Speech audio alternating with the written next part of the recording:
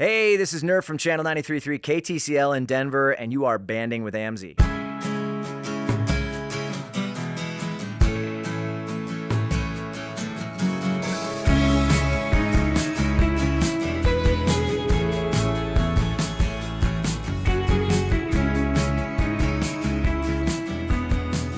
What's up, everybody? This is Sean Grant, your host, and on this episode of Banding with AMZY, I sit down with a radio legend, the Golden Ears, the dude that helped make the Denver music scene go from 0 to 60 and make it a lot more legit by helping break local bands like Churchill, 888, The Fray, Tickle Me Pink, Single File, and he had a little bit of influence in helping break System of the Down. He's very generous to the Denver music scene, and he's got a dope afro. He's a DJ, an area director, a father, a musician. We sat down in his office for 2 hours, had a great conversation right before Christmas, and let's get to it. I sit down with Jeb Freedman, or Nerf as everybody knows him in the Denver music scene, and we had a great conversation. Here it is. Let's start with your story. Awesome. Well, Sean, thank you, first and foremost, for having me on the podcast. I pictured Two Dope Queens looking a lot different than this. But yeah, no, it's an honor. It's good to be here. Thanks for being on here. I kind of thought I was going to have to schlep all the way out to Brooklyn to do this, but no, here we are. come to you. Yeah, that's awesome. I appreciate that. And when do I get to meet Phoebe and in Justin? time. Okay. All right. All right. So yeah, my story. Okay. So Littleton High, I'm probably like 15, maybe 16. I guess 16 because I think I was driving at the time. So I was watching Saturday Night Live, and Nirvana came on, and I'd heard Nirvana's stuff before, but I hadn't really seen them live. And I watched him play "Smells Like Teen Spirit" on SNL. And Dave Grohl, when he plays drums, like especially back in this day, he had like long hair. He had like and the cymbals are like way up high, hi-hats too.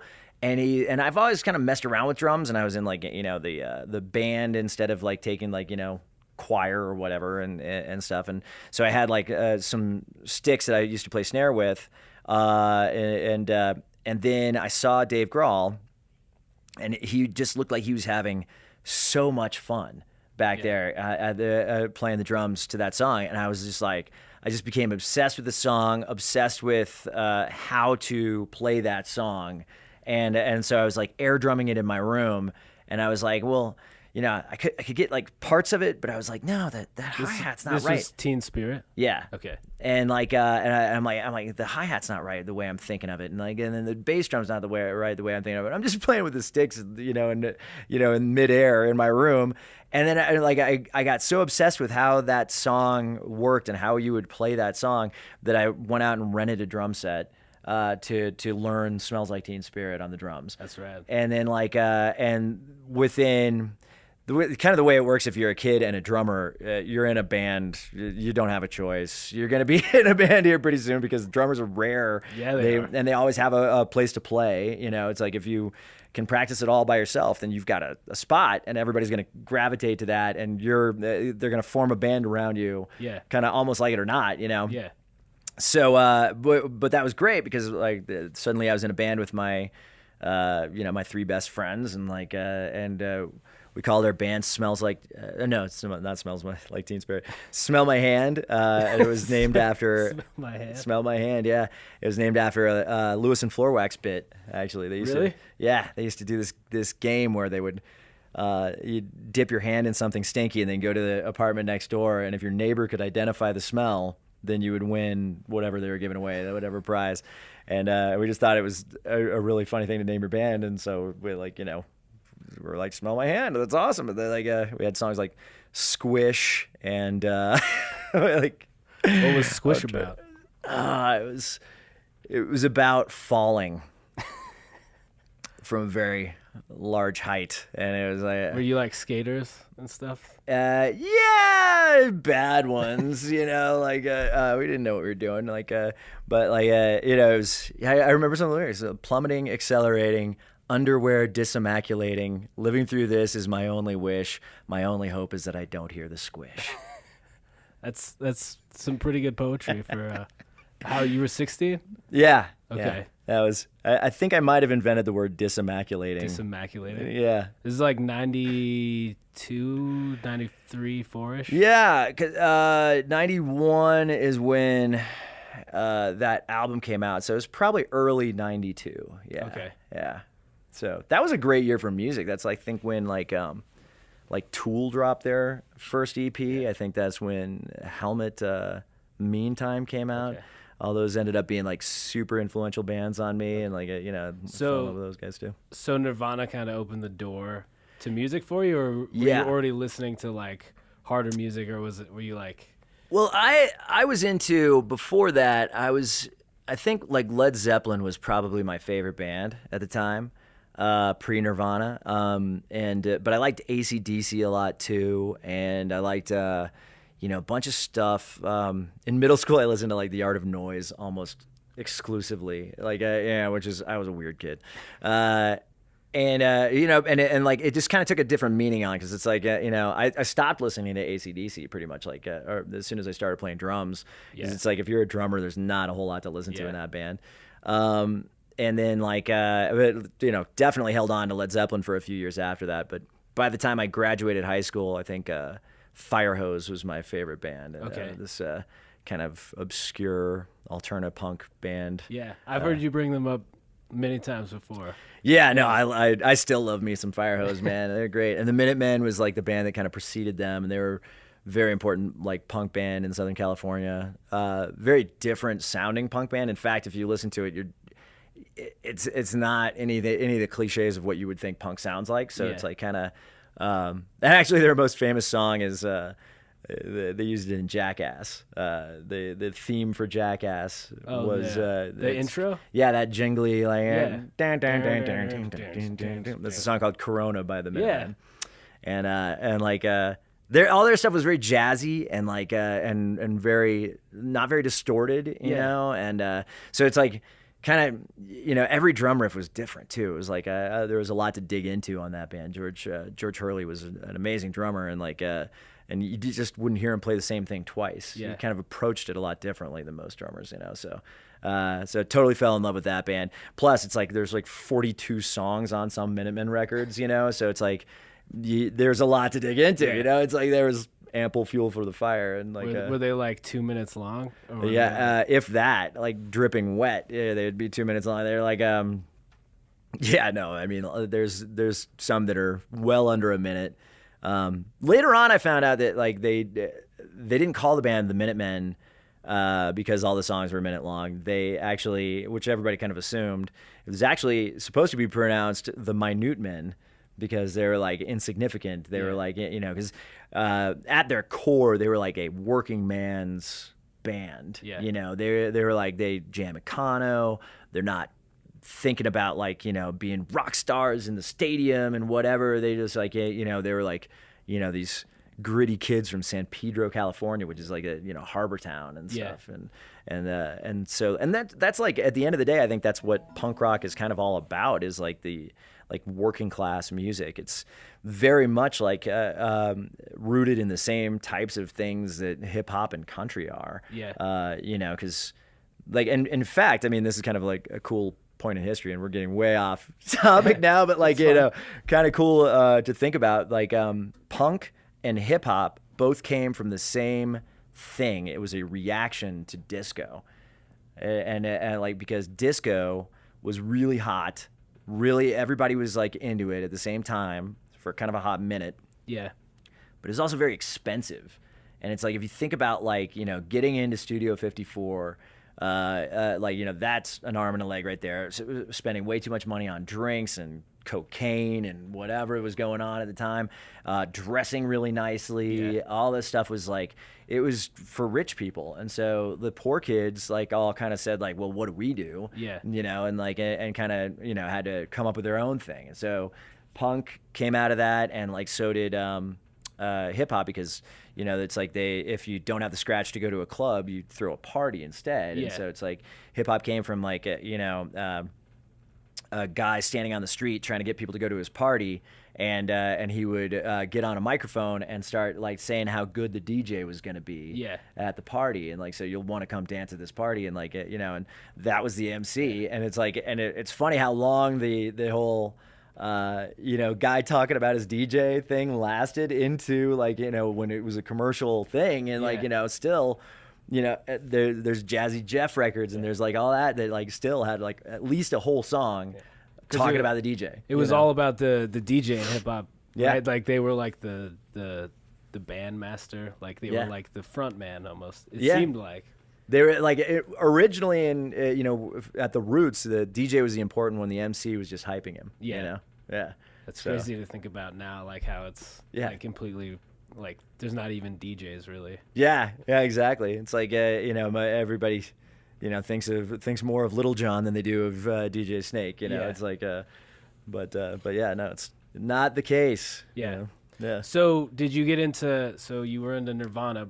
Yeah. Did you get story, into punk rock, digging deeper into like Dave Grohl's roots? Because I know he was a big punk rock dude. Yeah, Scream and all that stuff. I gotta say, it's like I took a little hiatus from it. It was because in Littleton where I grew up, there's KAZY and KBPI, and I kind of had an aversion to both of them, because if you think about the time this was, Nirvana was a real big revolution, but it took a while to kind of extract those radio stations from the hair metal thing. Yeah. And so and I really wasn't into hair metal. I I kind of despised it, and like even BPI, who now kind of acts like they invented Metallica, like they wouldn't play it. Back in the day, we were like so frustrated that they didn't play anything off of And Justice for All, and I was into the metal back then, but I didn't really get exposed to alternative or punk outside of like Nirvana and like Firehose.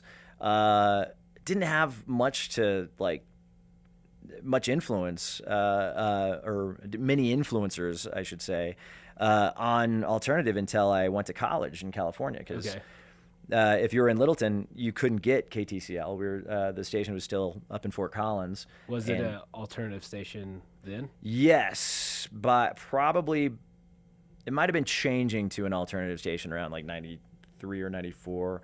I remember it being like playing like Violent Femmes and stuff like that when I was when we'd go up to Paris on the Platte to smoke cloves and and drink way too much coffee, and that was back when it was seedy up there. It was scary. It was like under a viaduct and stuff. It was like, it was kind of a nightmare. Like if my parents ever saw where I was going, they knew. I was like, I'm going to Paris on the Platte. They're like, that sounds lovely, But when we got that far north, you could sometimes get TCL, and that was that was the only time that I ever heard it, and I remember tuning it in and going like, this song's kind of garbage, but it's garbage I haven't heard before, and okay, let's go in and get a clove, and that was, and so we'd go into Paris on the Platte, I didn't have a whole lot of relationship with alternative rock until a little later, and when I got out to California for college in LA, there was KNAC, which was the active rock station out there, so that was kind of what I knew and understood. It was a lot like BPI. And then there was KROQ, which was the alternative station out there. And they were I was impressed with K-Rock, from the get-go. Early on, I was like, wow. They had this Christmas show, and they called Almost Acoustic Christmas, and they had every significant band. I mean, Primus and all these awesome 90s bands, and they broadcast the whole thing on the air, the full set of all these bands, and it was so rad.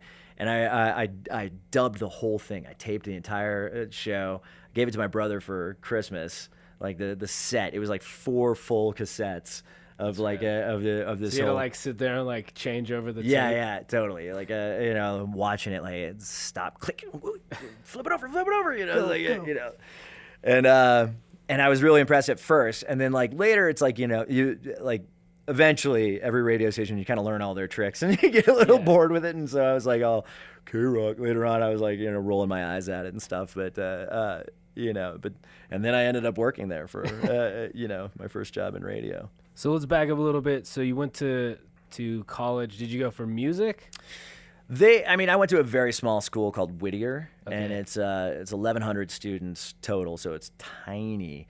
I went to study philosophy. Okay. That was kind of what I was into. I got some advice, and it actually stands up a little bit from a guy who was I'm trying to remember. I think he might have been a pathologist, a doctor that studied pathology. And I always loved science stuff. But he said, like, undergrad, like, you don't really have to study biology as long as you get the requirements for pre-med and you take the MCATs. Like, if you want to be a doctor, you're all set. Study what's interesting to you. Yeah. And so, like, I was like, okay, well, I've always been interested in philosophy, so like so I studied philosophy.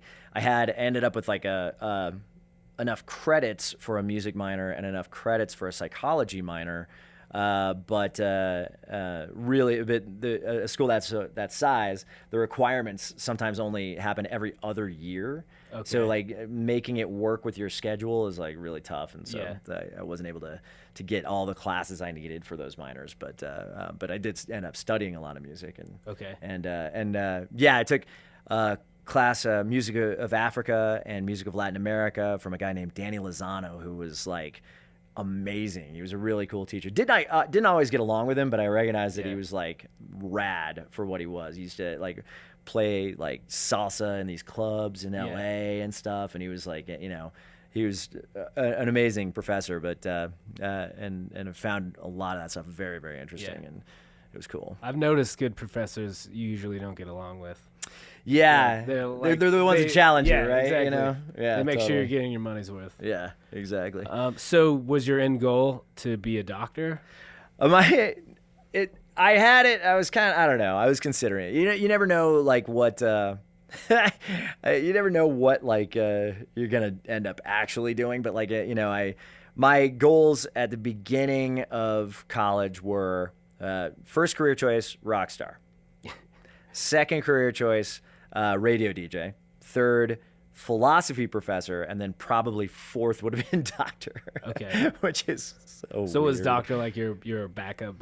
Like it was see. like, yeah, I could make money doing that. Like The that ranks type of shifted thing? around every once in a while. It's like Rockstar was always pretty much on top. But like but I'd take like a biology class and I'd love it and ace it. Just like I'd find it easy. For some reason, it's like you can remember some things, and then other classes it's impossible. It's like mathematic equations. I don't know, man. I never remember that stuff. But like every bone in the human body, easy. Like a xylem and phloem and botany. And like all like plant. Cell components and stuff. Jeez, I could like memorize that stuff for days. I loved it. Like they just ate it up. I guess at some point I would like consider leaning into my strengths rather than my interests. Yeah. And like say, I should just study science. I should just do this, and like and then I'd be like, oh, but man. When that anxiety like boiled up in you. Like, Yeah. Well, anyway, by the end of college, the career choices I kind of thought were just in tatters because my college radio station went under after my freshman year. Okay. My the school ended up fighting me on the practice space that they had promised me when they were recruiting me. Like at every turn, there was like a fight about it. Didn't want me to like. They gave me a space, but I had to join the wind ensemble and I had to take private lessons. Then they said, oh, and you can't keep your stuff in there. You have to set it up every time. I was like, well, where do I keep it? In my dorm? Like, and then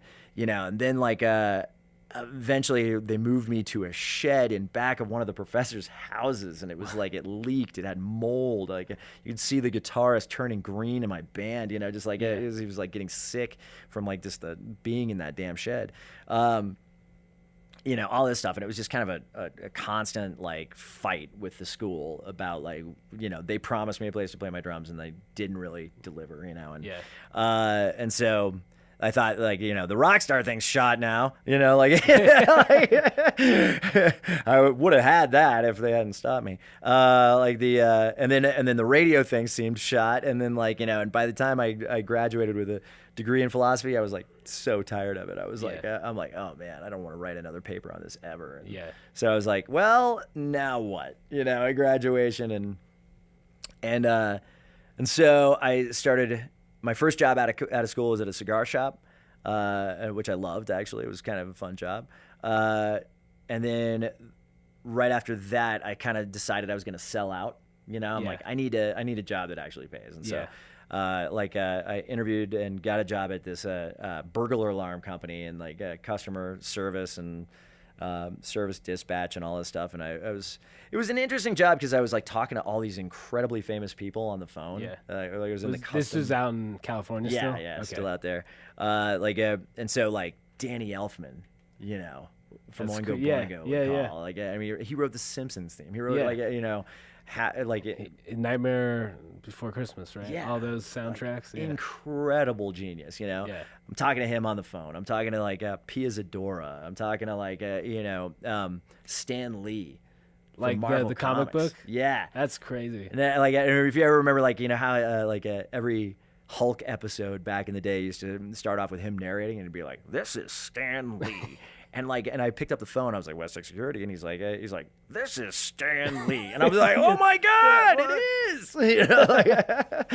And anyway, so it was kind of an interesting gig, but like I had this total asshole boss, and the Broncos were in the Super Bowl playing the Green Bay Packers, and I was like, I'm taking the day off. I got to see this, It's like, hey, we stand a chance. We might win this thing, and like, of course, nobody was favoring them, but like, I'm from Denver, so fuck yeah, we have a chance. I'm delusional. So like, anyway, and so I was like, I want the day off. I'm gonna go back to near campus, hang out with some buddies, and watch the game. And he's like, nah, I make the schedule the way it is for a reason. If you don't like it, then find another job. And I was like, what the fuck am I doing here anyway? It's like, and so. Immediately, like the next day, started burning up the fax machine with resumes, sending them to like record labels and radio stations, and like I want to work in music. What am I doing? I'm wasting time. And finally got a call back from K-Rock and interviewed. I mean, LA's weird. It's like media and entertainment. They're so into it. It's just like almost creepy. Yeah. And so there's 400 people that went out for the job to drive the van. 400 people interviewed out of 400 people, and they gave out 4 jobs. And wow. And like Rich Rubin, who was Rubin on our station for a long time, he was one of our jocks. He and I got hired and fired on the same day. Really? Yeah. And he's back out there now. Now he's on the air at K-Rock, and like which is a big dream of his. And so he returned like the salmon of Capistrano, but. And I got that gig in at K-Rock and totally fell in love with radio, though, instantly. It was like $6 an hour, basically like humping crap across the sand at the beach and like handing out stickers everywhere. And like, not a glamorous job, but like so much damn fun. So is this like late 90s? Yeah, that'd be like February of 98, I believe. Okay. And then Rich actually got us a gig on a pirate station called KBLT. That was my first like on-air shift that I ever did. And Mike Watt of to bring it back to the Minutemen and Firehose, he was another jock on the station. It was in Silver Lake. And like one of our big claims to fame is that Beck did an interview for us when he wouldn't do one on K-Rock. Really? Yeah. That's and like rad. and he put the station on the map, and it's like got written up in the LA Weekly as like one of the 20 best things about LA, and like and it's this rinky-dink little pirate station. It was cool. I found out later they wrote a book about it. It's called 40 Watts from Nowhere. I think I might have a KBLT sticker. Oh yeah, that orange sticker over there. Okay. Is a KBLT sticker. But like yeah, it was all pirate. We didn't even know anybody's names other than Mike. Pretty sure I knew who Mike Watt's name was. But like, but yeah, and they wrote a book about it. It was kind of cool. They mentioned us very briefly at the very end. But really, yeah. You just get a small little. Yeah, a little. It was like they're playing some heavy stuff on the 3 Straight Guys in a Closet show, and like that was our show. And 3 Straight Guys in a Closet. Yeah. it was me and Ruben and a guy named Jake, who on the air went by Mr. Frigley. Mr. Frigley. Mm-hmm. It was Nerf, Mr. Frigley, and number 3. Actually, so how did you? When did? Because your name is obviously not Nerf. Right. Yeah. No. Jeb Freedman is the actual name. And how did you get Nerf?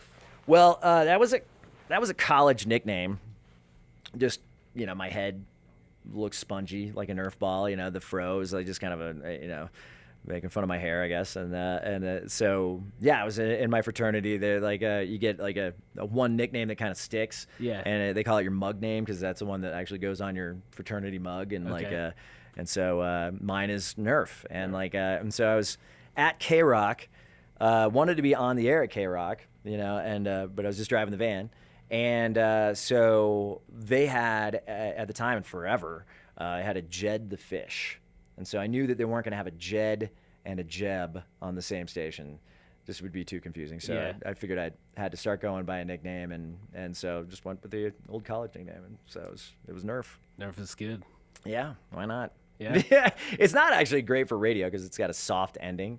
Yeah. It's like we at one point we had an alpha F and a Nerf, and it was all ending in that F sound, and Yeah. it's difficult to speed your way through it and talk fast and say Nerf in the middle, and it's like Yeah. slows you down, and so there's like a number of reasons why it's not a great radio name, but It sticks out though. Yeah, I've never come across another Nerf Yeah. other than the spongy toys. Yeah.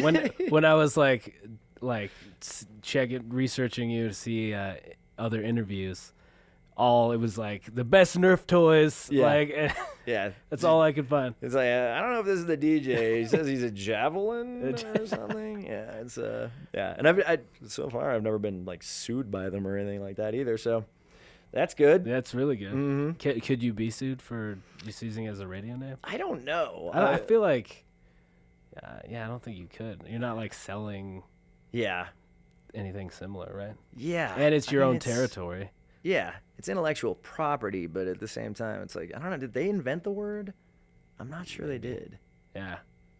They might have trademarked it, but because I've heard people use it on The Office. Somebody was talking about Michael and said like, oh, you're living your nerfy little life, you're taking Nerf little risks, something about sitting on your biscuit, so afraid to risk it. It was Craig Robinson's character that was saying this. It was really great line, and it was like, but nobody uses sound bites from TV shows anymore on the air, so I never. Too used bad. it. Yeah, well, it was kind of a '90s thing. It Yeah. sounds a little dated. Did they have the boards back then, like the soundboards? The little well, they had something called a shortcut 360 that was like that. It was like you had this like numbered buttons up along the top, and then a little scrubbing wheel, and and a little kind of LCD screen with the waveform on it, Yeah. and you'd take calls with it. You'd hit record, and then it would you'd see it writing out the song, and then rewind it with a little scrubby wheel to edit it and stuff, and you'd have all your sound effects in there too. So when you started in radio after you got your job, was it like a tape and like cassettes, right? That you would put in a machine? Yes, mostly cassettes. It was I thought I was going to be all hot shit because I was I got a CD burner. I think my parents gave it to me for a birthday present or something like that. And this is when a 56K baud modem, whatever, was that was also hot shit. Yeah. People were barely on the internet at the time. So making an air check, which is like a demo for radio, making an air check on a CD was like, whoa, you're sending a CD? Hey, look at you. And so, but I mean, years later, I mean, I'd still get cassettes, as far as people sending in, asking for a job and stuff. So cassettes were around for quite a while. So, but yeah, we'd go into the K-Rock studio and make demo tapes. And Kevin Weatherly, the PD of K-Rock, who still is out there, was awesome. He was nice enough to give us tips and and actually listen to our tapes. And that dude's busy, and and so I was always really impressed that he gave us the time of day, and and got him to thank. It was definitely encouraging. Yeah. It's funny how like just that small little gesture from somebody like that will like make a huge difference. Yeah. And I mean, you kind of do that now. Yeah. Is that like a homage to him? I mean, I feel like you, in the local scene at least, give everybody a chance. Like you listen to their music. Yeah, I think I don't know. There's something about like giving somebody their break, man. I mean, like if you ever get a chance to do it, take it. You know, it's like, I mean, that's because like that's how progress is made, how history gets made. It's like it's kind of like for everybody that is successful and influential and like and means something to somebody.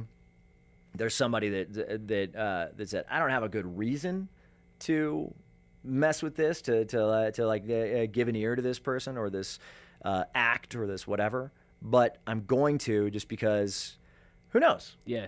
Maybe it's worthwhile, and like and I always take umbrage, and there's still like a lot of radios like this where the music director or the program director will have like a bunch of unopened mail laying around and not open it until a record label, somebody that's paid to, calls them and says, "Hey, did you get this?" And like, "Did you listen to it?" And no, and it's always kind of bummed me out that people are like that. It's like, why do you get into this business if you're not dying to know what's in that envelope? Yeah. It's like, I mean, I remember walking into K-Rock and they through this like back door entrance that they made us go through, and like it was like through the mailroom, and I remember seeing like these big bins full of mail, and thinking to myself, wow, I want to get mail from Interscope Records. Yeah. I want to get something sent to me from Epitaph. I want to get that, and I thought that was so cool. And like that, if you're getting mail from a record label, they're like just dying to send you something for free for you to listen to it and consider. Yeah. I'm like, you've made it, man. Yeah. It's like, that's awesome. It's they like care about your opinion. Yeah. To like send you their new music or whatever. Yeah. But I mean, I thought that was so rad, and then I get, and then I find out that a lot of that mail just sits there, I'm like going, that's tragic, So, I mean, I've always had a policy of I'll listen to everything, no matter where it comes from, because I find that cool that people are sending it to me. It's pretty rad, and like, I say that, and I don't want anybody to get this image of me like listening to like thousands of tracks over the course of a day. It's like sometimes it's like you turn it on, it's like that's country, and you stop. It's like that is not for me.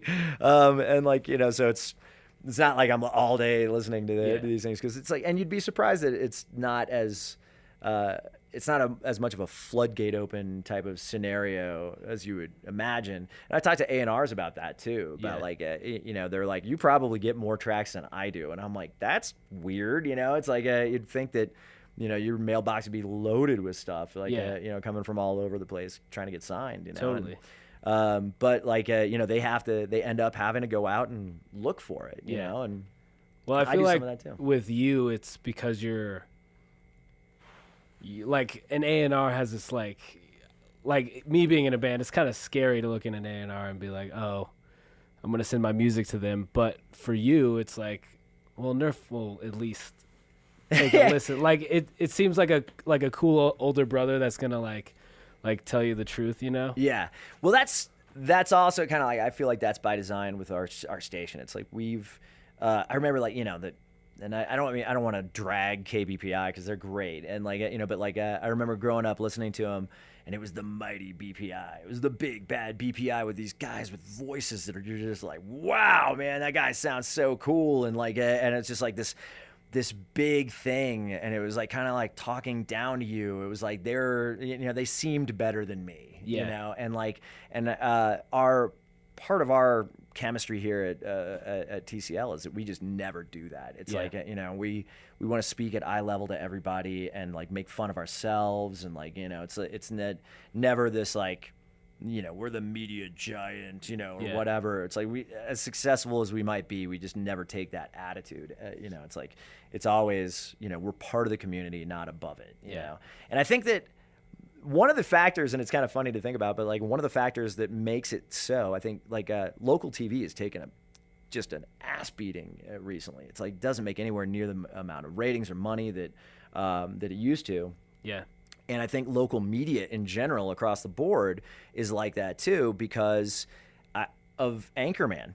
I honestly think Really? it had a lot to do with the movie Anchorman. Like, pointing out that this guy in San Diego, that thinks he's king shit of the poo-poo people is like just so ridiculous. And like, and he's reading the news, that's all he's doing. He's not that big a celebrity. And it's like, it's like, what's the big deal about that? Kind of a big deal, It's like, and so it's like we never want to have that attitude. It's like, and so it's awesome to me to hear somebody say that. Yeah, I feel like I can comfortably send you something and you'll listen to it and give it a fair shake. And I hope so. I hope that that attitude of like, hey man, we're just, I'm a C student from Littleton High. It's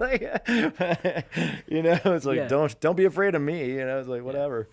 Yeah, I lived down in LA too. I went to school out there, and one of the reasons I went to AMZY, Musicians Institute. Okay. Like right off Hollywood Boulevard. Right on. That's I awesome. think probably when you were out there, it might have been called GIT or something. Okay. Guitar Institute of Technology. Yeah. Like right across from Guitar Center, right? Like no, that's Sunset. Yeah, it might have moved.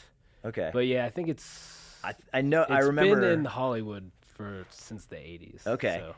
Do you remember the cross street? Hollywood and what? Hollywood, you know where the Ripley's, believe it or not? Yep. Like Hollywood, like That's right by fine, the isn't Kodak Theater. Is that the Highland, maybe? Highland, yeah. Highland, yeah. Okay, so what year was that? That I went there? Yeah. I went there 2008 through 2010. Okay, so later after I was out here already. So I lived about 7 blocks up Hollywood Boulevard at Hollywood and Western. Okay. Yeah. Like, so that was like, when I was at K-Rock, they were in this horrible building, looked like it had burned down. Yeah. That's like, they still look like that in Hollywood. Yeah. The building's still there, and it still looks like it had burned down. But the neighborhood has gotten a little better because they put an MTA station, like a subway station, across the street. Yeah, I know exactly what you're talking about. Yeah, and and then like they built a Ralph's out there and stuff, and it's much nicer than it used to be. But like it was a random place, man. I got my Jeep stabbed. Stabbed? Stabbed. Somebody stabbed my canvas top. It was like some crackhead is like junkie meth head. I don't know. Sounds like Hollywood. Yeah, I've got a long story, way too long to tell now about the day that I left LA to come back to Denver. I call it the escape from LA story, and it's like it's actually takes place over 3 days total.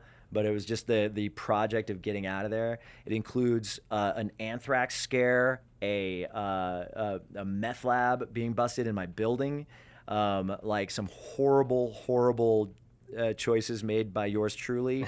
So like, I mean, just like, LA County hazmat coming to the rescue, like a lot of police vehicles. Like, I mean, it's an epic. It sounds like a story I want to hear. It also it's a good one. I think that might be more for the narrators podcast, but like, which is next awesome. time. But yeah, exactly. But like, it's like, but I lived in that area and it was so fucked up, man. Yeah. It was like, it was crazy. My first day walking to school, like straight out of the suburbs, Hollywood Boulevard, walking down the street with my backpack on. This homeless dude is just taking a dump right in the middle of Hollywood Boulevard. Nice. Classic. And it was a good welcoming to Hollywood. It's this is how random Hollywood is and how sketchy. So shorter story. I come out of my apartment and I had saved up some money for Taco Bell because that was a big deal to me at the time to be able to afford Taco Bell because I was like, I mean, I was still making $6 an hour and living, in LA anywhere. And it was like, so it was, really meager living that I was making. And so I scraped together my change and I was going down to Taco Bell, which was a few blocks down Hollywood Boulevard. And I was all excited. And I'm like, I'm rolling down, just like almost whistling and skipping, because I'm excited to eat some real food. Real food, Taco Bell, and I kind of just glanced back, and there's this rather large African American gentleman walking behind me, and I'm just still kind of like, okay, don't think much about it. And like, and then I happen to kind of look back again, and he stops dead in his tracks, and he says, "Hey man, we cool?" And I was like, and I'm like, this is the point I'm at in my life. This guy thinks I'm gonna mug him. Like, I must have looked desperate and fucked up and scared. He's like, yo, scary dude. I'm like, oh my God, I should eat something. Like, this is terrible. I'm so broke.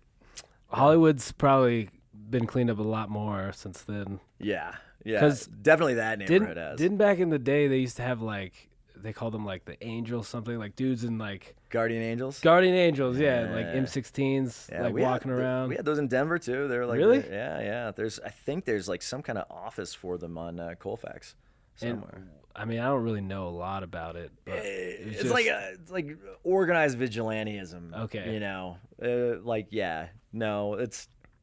It's a little scary in and of itself, Yeah. and so it's like kind of, but I remember them having a presence down there too, and there was some random stuff that happened in that neighborhood. So why did you move back to Colorado? Oh, I was in the process of sending out air checks and like on CD, and I was hoping to get on the air. It's like I was still driving the van, and that was a little frustrating. $6 an hour is not a lot to live on, and it was like, I don't know how long I'm gonna be able to do this. And so I was sending out air checks, and I sent them to the End in Seattle and 91X in San Diego, and I think Extreme Radio Vegas, long since been renamed X in Vegas, and TCL and the Fox and KBPI, because Denver being my hometown, I knew a lot of stations here. But basically, I sent air checks to every radio station I could think of, Okay. or I could identify, and finally. I didn't get any response back from the air checks, and then I got fired from K-Rock, like in the process or in the middle of it. A bunch of us, they were kind of cleaning house because a lot of the van drivers had been there for like 4 years making $6 an hour. Really? It's like, which is like, and promotions is a thing you kind of burn out on, and like if you're not happy and like outgoing anymore, like as a promotions person, you're just kind of like, you're not doing anybody any good. And so I think they're kind of cleaning house and get rid of some of the people that have been there longer than me, really. And like but I kind of got swept out with them, and so did Ruben. And they pinned like drinking on the job, as the reason. But they were just looking for an excuse. Yeah, my promotions director had bought me drinks on the job. It's like, so it was kind of like, okay, whatever. But one way or the other, we were like getting blown out, and so and then I sent out headshots. Like the second round, I sent out headshots, and like my old headshot, man, my hair was like huge, like dude. A huge fro. It was ridiculous, man. All picked out, and like and just bouffant.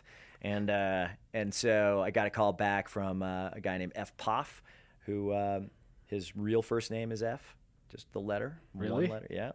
He's still in Denver. Plays some polo, I understand now, which is pretty random. But and F had a real deep voice, kind of like this. Hey, it's F, and like like it's spot on F impression. Like you don't know him, but like. And he'd be like, Nerf, can I have you send another air check? We kind of lost yours, And I'm like, you never listened to it. You threw it away. Yeah. And then saw the fro, and so my afro kind of got me the job. You got hired because of your afro. I did. In radio, you got hired because of your afro. I am radio's first sight gag. Yes, I am. Kind of proud of it. And I remember I was riding in an elevator, and there was a guy named Reggie McDaniels who I think it might have been when I was interviewing here in our old building downtown. And Reggie was awesome, man. He was the restaurant critic. You might remember him. He was on the Fox and on I think sometimes on KBPI and KOA. Did a lot of different radio stations. Food critic. He was the only food critic to critique 2 Red Lobsters, both in Aurora. Super awesome guy. Yeah. And he used to wear these rad pimp suits, these like bright red or blue stripes, all this crazy stuff. And so I get on the elevator and I stand like in front of him, and this like a good friend of mine, Brian DeGrasse, is like kind of showing me around the building, and he's standing in the elevator next to me, and like so we're going down, and Reggie was behind me in the elevator, and he's like says, "Now, why in the year 2000 would a man?" Oh, no, would a white man be rocking an afro? And I was like, I don't know what to say. And it was like, I remember that line. Why in the year 2000? It was 99 technically, but he was getting a jump, I guess. Yeah. Anyway, but yeah, no, that was why they hired me. Awkwardly quiet, and then you just got off the elevator. Yeah, I was like, I don't know what to say. I was like, and I think I might have said something like, "Yeah, chicks dig it," Chicks love the pro. Yeah, exactly. Yeah. That's right. So you came back and you got a job at KTCL, or yeah, okay? Yeah, I was at the very beginning. I was working for everybody in promotions, and I was doing some board work for TCL. That was like, somebody that like couldn't be there overnight or in the evening shift. They would record breaks, and I'd play them back on the air and just play all the music and stuff.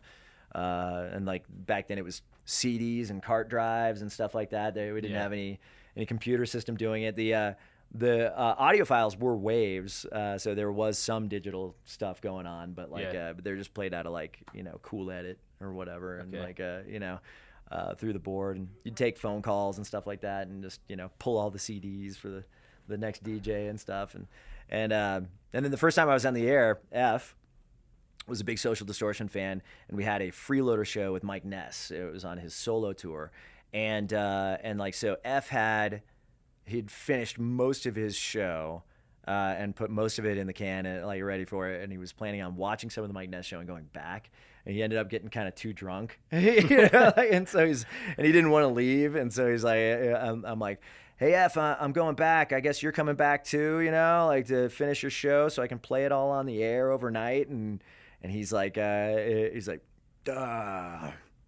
don't you go ahead and do the rest of the show? And so I was on the air from 3 a.m. to 5:30 a.m. or something like that. And that was my first on-air gig at TCL. That was your first one, and then after that, did you just pick up from there? Yeah, I did overnights, and they were training me to do the overnights, and then a guy named Mike McKay, who is now in King Rat. Okay, yeah. Yeah, great, awesome punk band from Denver. He was our morning jock at the time.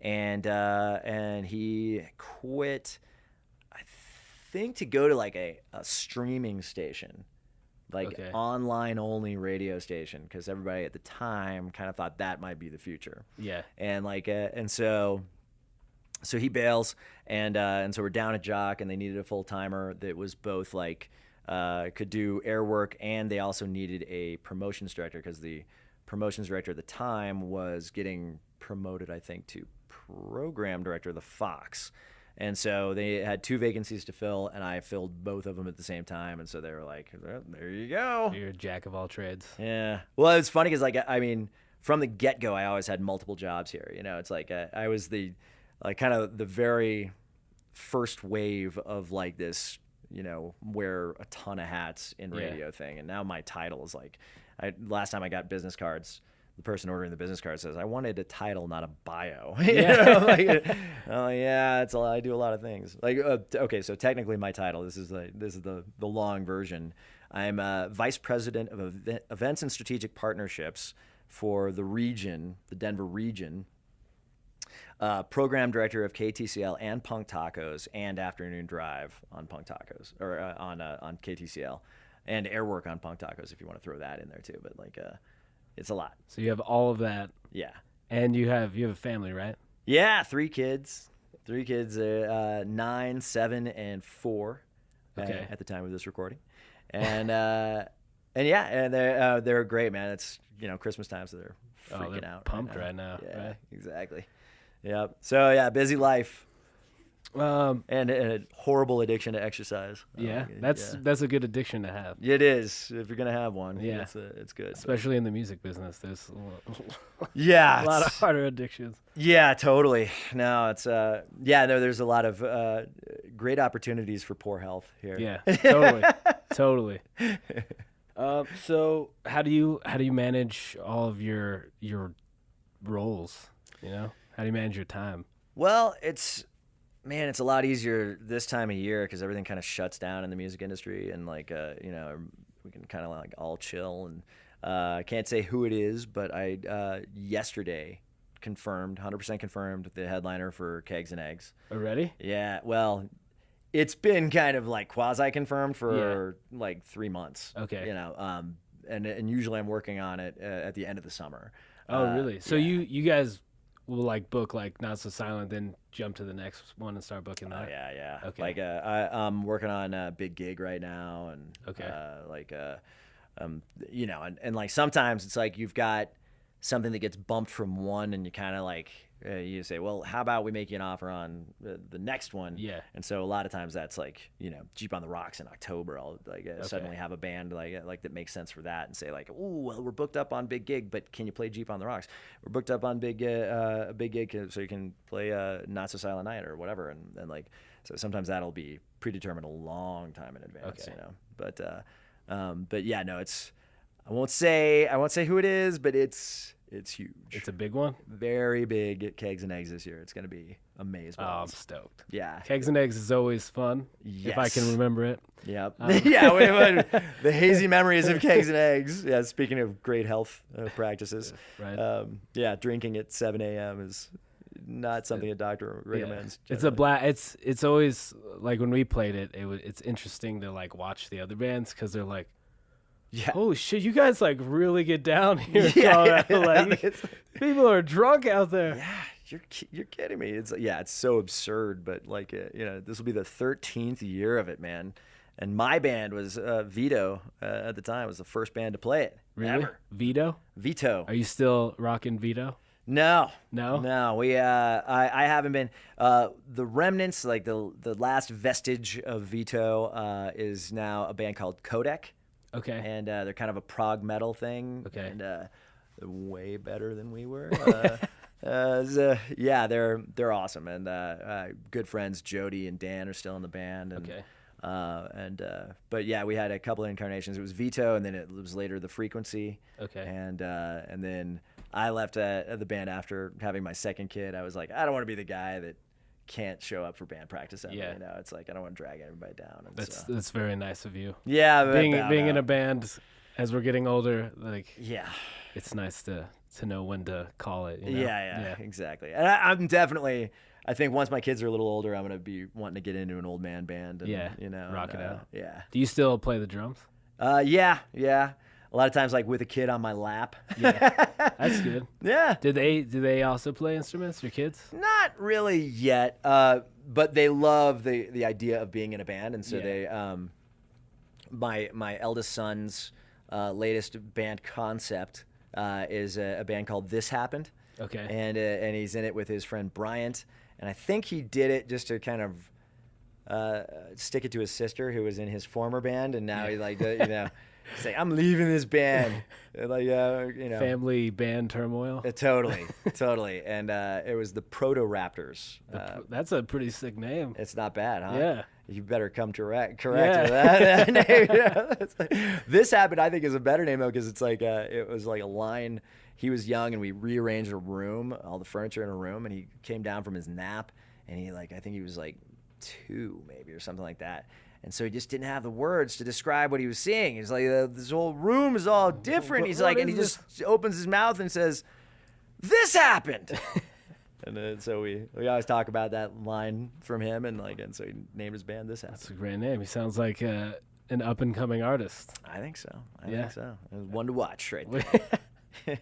On the Denver scene. Yeah. You think that would be too Trump to give him his shot, just put his song from This Happened on the air? Yeah. Jobs for all my kids. Yeah.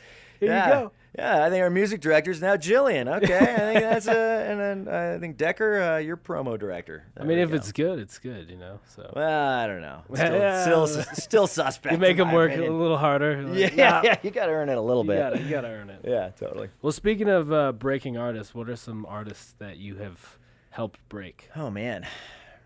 You know, it's funny. I wrangle with this concept. It's like, maybe I was the first radio station to play something, or or help a band get signed or something like that. But man, I gotta say, I feel like that diminishes the role of the artist in a way that I'm not. Like I don't want to throw out the whole topic, but like I do want to acknowledge that it's like I didn't write any of these songs, and I tend to get like too much credit for just going like, hey, that's rad, and putting it on the air, It's like, but like there's been a lot, man. I mean, I've been at KTCL now for 18 years. In February it'll be 20 years in radio, and like, dang, it's a long time. And so we've done a lot, man. And it's always a collaborative effort and very democratic. It's like we talk a lot about every song we play as a staff, and then we put it in front of the music nerds, and we actually do listen to that. It's like that's real feedback that we're getting from them. And so it kind of like everyone I've been a part of, like, it started with like Love 45. They're a great band that really, it's like they don't get enough credit. It's like they sounded a little bit like Three Doors Down, I think, but at the time in like 2001 or so, I think that was very rad. That was like very hot sound. And they opened the door. We had success with them. It was actually testing with people, and people liked it. And it was a local band, unsigned at first, and all this. And so we're like, hey, this can kind of work. Let's keep our ears open for the next thing. Yeah. And the next thing happened to be the Fray. And I talked to Isaac at a Noodles once, and he's like, I'm in a band now. I'll send you some stuff. And I was like, great. And he ended up sending it to Alf, and then Alf worked with him on. I met Isaac first. He interviewed me for a video, some kind of a TV or it was something, on the it noise was on, floor. Yeah, it was on like public access. Yeah. I remember seeing it. Yeah, and he interviewed me for that, and like then I bumped into him at Noodles, and he told me about the band, and I was like, oh, what's it sound like? And he's like, yeah, piano stuff. I was like, piano, I don't know. And anyway, and then I heard it in a music meeting after Alf had kind of worked with them on the song a little bit and said like, hey, can you take this out? Can you like change that a little bit? And they tweaked it and sent it back, and he's like, this is great. And he brought it into a music meeting, and we listened to it and said like, this deserves a shot. And we tested it in front of the music nerds, then called, I think, the Music Mafia. And like, then it was off to the races. And, they were nominated for a Grammy, like, 3 years later or something like that. I felt like that was like 2004, right? Something like that, yeah. 2005. 3, 4, yeah. That's when I started like really paying attention to like KTCL. Yeah. It was cool that way because it was like, then it tore the roof off. It was like, then it was like, I kind of feel like before that we didn't really have a scene. In fact, to that point, Ryan Tedder was like, he and Isaac Slade interned together at the Gothic. They were both like runners at the Gothic for a guy named Matt Need, who's a friend of mine. And so he was their intern, or they were his interns. And then Ryan says, okay, well, nothing's happening in Denver. I'm bailing. Goes to LA to get a job at a agency, I believe, and work on his music project, One Republic. And then it took them a while. It took them like a few more years than the Fray to make it big. And of course now it's like, Jesus, like, that guy's written just about everything anybody's ever heard. Seriously. Like, if you wrote a song out there and people have heard of it, that's rare that it didn't come from him. Yeah. It's like, Seriously. it's sick. And then let's see. So we had the Fray, and then after that, Single File. Like a friend of mine, Zach, sent that to me, and I remember that. We listened to it. Call the neighbor kids, trash can lids. Yeah, Zombies Ate My Neighbors. And Joe Ginsberg from that band, he wrote a song in another band he was in called Audra May, called Little Red Wagon, and I want to say Miranda Lambert won a Grammy for it. What? Yeah. And wow. So, and he's like literally tending bar at the Atlantic Records after party for the Grammys or whatever. Like, he's like getting set up. The Grammys are still happening. It's on the TV. They're all kind of watching, and he watches his song win a Grammy. Wow, that's insane. Yeah, isn't that wild? Yeah. And he's a fantastic musician. He's in Nashville now, I think, writing and with a whole bunch of people. And and probably doing some bass work too. He's Yeah. a fantastic bassist, and that was a great band. And unfortunately, Reprise Records didn't do a great job with it, and it kind of didn't go anywhere nationally. But then right after that was Meese, and those guys like the Meese brothers are definitely famous now. It's like Nate Meese is starting in management, and Pat Meese is the drummer for Nathaniel Rateliff and the Night Sweats. And so after Meese, it was Tickle Me Pink. Tickle Me Pink got signed to Wind Up, and lots of highs and lows of that story. But they were the first band that kind of came out of hometown for the holidays. Tickle Me Pink. Yep. Okay. I saw them. Their song made the top 10, and then this was the first hometown. We had it at the Gothic, and there was a blizzard the night before, and so there was like 3 feet of snow. I don't know how they even got down here from Fort Collins, to be honest. It's like they must have had a plow or whatever. But and there was like 5 people at the Gothic, man. We couldn't get anybody out for it. New concept, 3 feet of snow. It was screwed, man. Yeah. It was like not going anywhere. But I saw them play a bunch of songs, and I was like, wow. This kid's vocals go from like Chris Carrabba all the way up to Zach De La Rocha. It's like he had a lot of range and the dynamics, and like I was like, this is kind of cool. Yeah. About at the same time, Lee Miles was like, starting to get exposed to them too, and wanted to like produce their record. He was in the studio with Rise Against, I think, up in Fort Collins. And anyway, so Tickle Me Pink. Then, man, Flowbots soon after that. Yeah. And this is all the Denver stuff. 303, 303. right about, just a little after that. That was about the time my son was born, my first kid, in 2008. And then, let's see, Air Dubai got signed on Fearless. They were signed to Fearless? Yeah. That's my roommate in college worked at Fearless. Oh, no way. That's crazy. Yeah, I think that's right. And then, let's see, Breathe Carolina, who they went to #1 on the pop charts eventually. Yeah. And they were already signed. I can't take much credit for getting them signed or anything, but it was one of those bands where I'm like, man, I can't. They just didn't have anything I could do anything with. Yeah. And it was because it was a very atypical, weird act.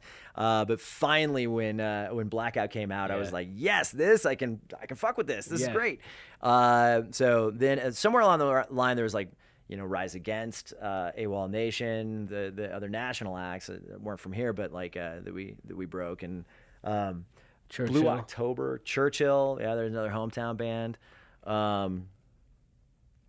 Let's see what other hometown bands. 888. Band called AMZY or something. Yeah. Never heard of them. Yeah. Sound like a bunch of pussies. Awesome act, man. There's I guess 888 would be a more recent success. I think Wilderness, now that they've won it. I mean, that, Dude, I in the music meeting when that song came on, yeah, and I had heard it prior. Yeah, me because too. it was in the music survey. Yeah, and I heard it, and I was like, it just stuck out. Yeah, because the totally. 80 whatever songs we listened to, it just boom stuck out. Yeah, and I was like, this song, yeah, is fucking magic. I was like, I was in the meeting, and whoever I was sitting next to, I tried to sit next to a bunch of people and kind of explore the room a little bit during that meeting, and whoever it was I was sitting next to when that came on, I was like, this is gonna win it. Yeah. This has got it. And I mean, and deserving. I mean, this year's competition was amazing. Yeah. And we had a top 10 that it was a joy to have every one of those songs on the air. It was really cool. And I've got 18 in a folder that I'm still listening to. Really? It was funny. Is musicians, you guys tend to be the hardest on the bands. Yeah. It's we had a guy from Big Head Todd in the meeting one time, and he gave maybe 4 2s out of 5, and the rest were zeros. Yeah. It was 1s and zeros look like binary. I was like, oh man, you're hard, dude. But yeah, no. So it's there's been a lot of bands over the years. I'm probably forgetting a bunch, and I try not to because I feel like I'd leave people out. There's a story I heard that you helped with System of the Down or something. Yeah, that was at K-Rock. That was all right. So it's not. I mean, I don't know. It's a weird little point in history. So I went to a System of a Down show way before they got signed, way before they kind of hit it big. They were opening for Snot at the Roxy. Okay. And this is back when like the heavy stuff was just kind of bubbling up, you know. And actually no, this is before that. This is like 94. I was in college, and like every Armenian person in LA knows somebody in System of a Down. It's like Really? hilarious. It's like that's a total cliche, but like you know, my buddy Paul Manassian, he's like you got to come see this band. They're opening for this other band, Snot, who I hadn't really heard of either, and let's go to the Roxy. And so we went and saw the show, and they're freaking sloppy, a little all over the place, but great, you know, and it was cool. Years later, 98 or 99, when I'm working at K-Rock, bumped into Shavo, their bassist, and then later John, their drummer, just at some promotion or something I was at. And they gave me a disc, and I started listening to it, and I'm like, man, this is really good. This is after they'd been signed to American, and so I brought it into a music meeting, and like, you know, I was kind of skulking outside of Kevin Weatherly's office, trying to work up the courage to go in and take it to him, you know, and I like finally went in, and I was like, hey Kevin, I heard you listening to Metallica one time, so I thought you might like this, you know, and like, and he was like, sure, let's put it on, and he like threw it on. Listens to like a little bit of like, I think No or something like that. One of the first, the lead off track on the first album. And he, and he's like, oh, I was really happy, but yeah, sure. Bring it to a music meeting. And I was like, oh my God, I got to go to a music meeting. Oh my God. You know, I freaked out, and like, you know, and then they canceled that music meeting, rescheduled it like a number of times. And finally, like, you know, and I showed up every time, you know, like walking around going, where do I go? Where do I go? What do I do? Like, do I sit down? Do I write on something? What do I do? And all nervous, and eventually like finally did play it in the music meeting. Played two songs, played Sugar and Spiders, I think, and totally just everyone laughed their asses off at me. They were like silly van driver. No, this is not what we're looking for here at K-Rock. This is way too heavy. And like, you know, and like I was just like, okay, you know, I was all sad and dejected, and like my ears suck, and like. And on the way out, somebody like confided in me, I think this is where music is going, but we're not ready yet. And like at the time, it was like all Semisonic and Goo Goo Dolls, and like it was really, really poppy stuff. And like, but it was like, you know, Limp Bizkit was just starting to pop up, and Korn was just starting to pop up. So it was like, it was about to, you know, the new metal thing was about to just explode. And like, and so, you know. A month later, they were playing at, like, you know, I was fired, and they were playing the Weenie Roast, and like, you know, and K-Rock's playing the hell out of Sugar, and like, and I'm like, I'm gonna go ahead and guess I'm not getting credit for that, you know. Like, but remember where you first heard it, motherfucker. So, like, yeah. So now your story's out there. Now yeah, there we go. Story's out. Now it's public knowledge. Yeah, I read Rick Rubin's. This book on Rick Rubin, and he was like one of the only producers that like one of the only reason labels started caring is because he went to a show at the Viper Room. Yeah. And people were like, wait, fucking Rick Rubin's going? Right. It's and enough to cause And then he was like, hey guys. Yeah. Because he's Rick Rubin, and he had American. Yeah. I bumped into Rick at a System of a Down show later on. It was at the Palace, which I think now is called the Avalon. And it was like an epitaph concert for Lynn Straight from Snot. You know, like to wrap it all back together. I didn't realize how full circle that was until I said it. So I was there. It was like Head PE, and it was System of a Down, and I want to say Seven Dust played that show. And I'm standing there in the Palace, and I just like look over, and there's like some picked out of the gutter, you know, scraggly ass hobo standing next to me. And I'm like, oh my God, is nobody working the door? What, like, I mean, you know, are letting in anybody now? What's going on here? And then like, you know, it was about at the end of the show, and we, like, you know, I kind of walk out behind this guy, still, you know, with my head up my ass, and like, you know, and then he out right in front is his Rolls Royce, and like the K-Rock van is like parked right behind it, and like and so now it's my job to go hand out stickers, and it's his job to get in his Rolls and go be fucking awesome, and like and like The homeless guy just hops in the car. yeah, exactly, real hops in the Rolls, and like and so my buddy Rich Rubin, Yeah. runs out and says, Mr. Rubin. I got your. I keep getting CDs for you because we have the same name. I just wanted to show you my ID. Like I get demos all the time, and I think you got my grades one time from UCLA. And he's like, wow, that's cool. And like I was like, hey, Rick Rubin, no way, nice to meet you. Like Chili Peppers, Holy Cats, like all that stuff. And so I met him briefly, and then he got in his roles and went to his job being awesome. Yeah, that dude he's got so many hits under his belt. Oh my God, just everything he touches turns to gold. It's funny though, every story I've heard about him from people in LA when I lived out there, like teachers and stuff, it always starts with this homeless guy. Yeah, totally. There's a couple huge dudes in music that look like the least likely person to be huge in music or anything. Yeah. Cliff from Q Prime is the other one. He's like manages Metallica and the Chili Peppers. Oh yeah, and, and like you bump into Cliff and you're like oh, he kind of looks like he would be cast in a movie as the crazy miner in the Old West. like ratty old scraggly hair. beard and wild hair. Darn falutin, and he's like, and he talks. He's got this thick New York accent, and like, like, oh wow, you're the big dog. Yeah, and then Rick Rubin is the other guy. Like you get those two together, and people are like crossing the street and picking up their lunch, going to another part of the restaurant. Yeah, but they're amazing. That's crazy. Yeah. So never judge a book by its cover. Totally. Especially not in the music business. Which is a stupid cliche, by the way, because that's the best way to judge a book by. Because like, what are you gonna do? Read the whole thing and then find out it sucks?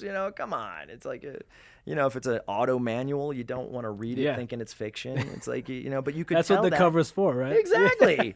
What's on the cover? The title, the author, maybe a picture that might describe what's inside a little bit. You need these things. Everything you need to know. That's exactly how you should judge a book. All right, so I have a few more questions here. All right. Are we to the lightning round yet? Have I not officially talked a hungry dog off a meat wagon? So you listen to music every day.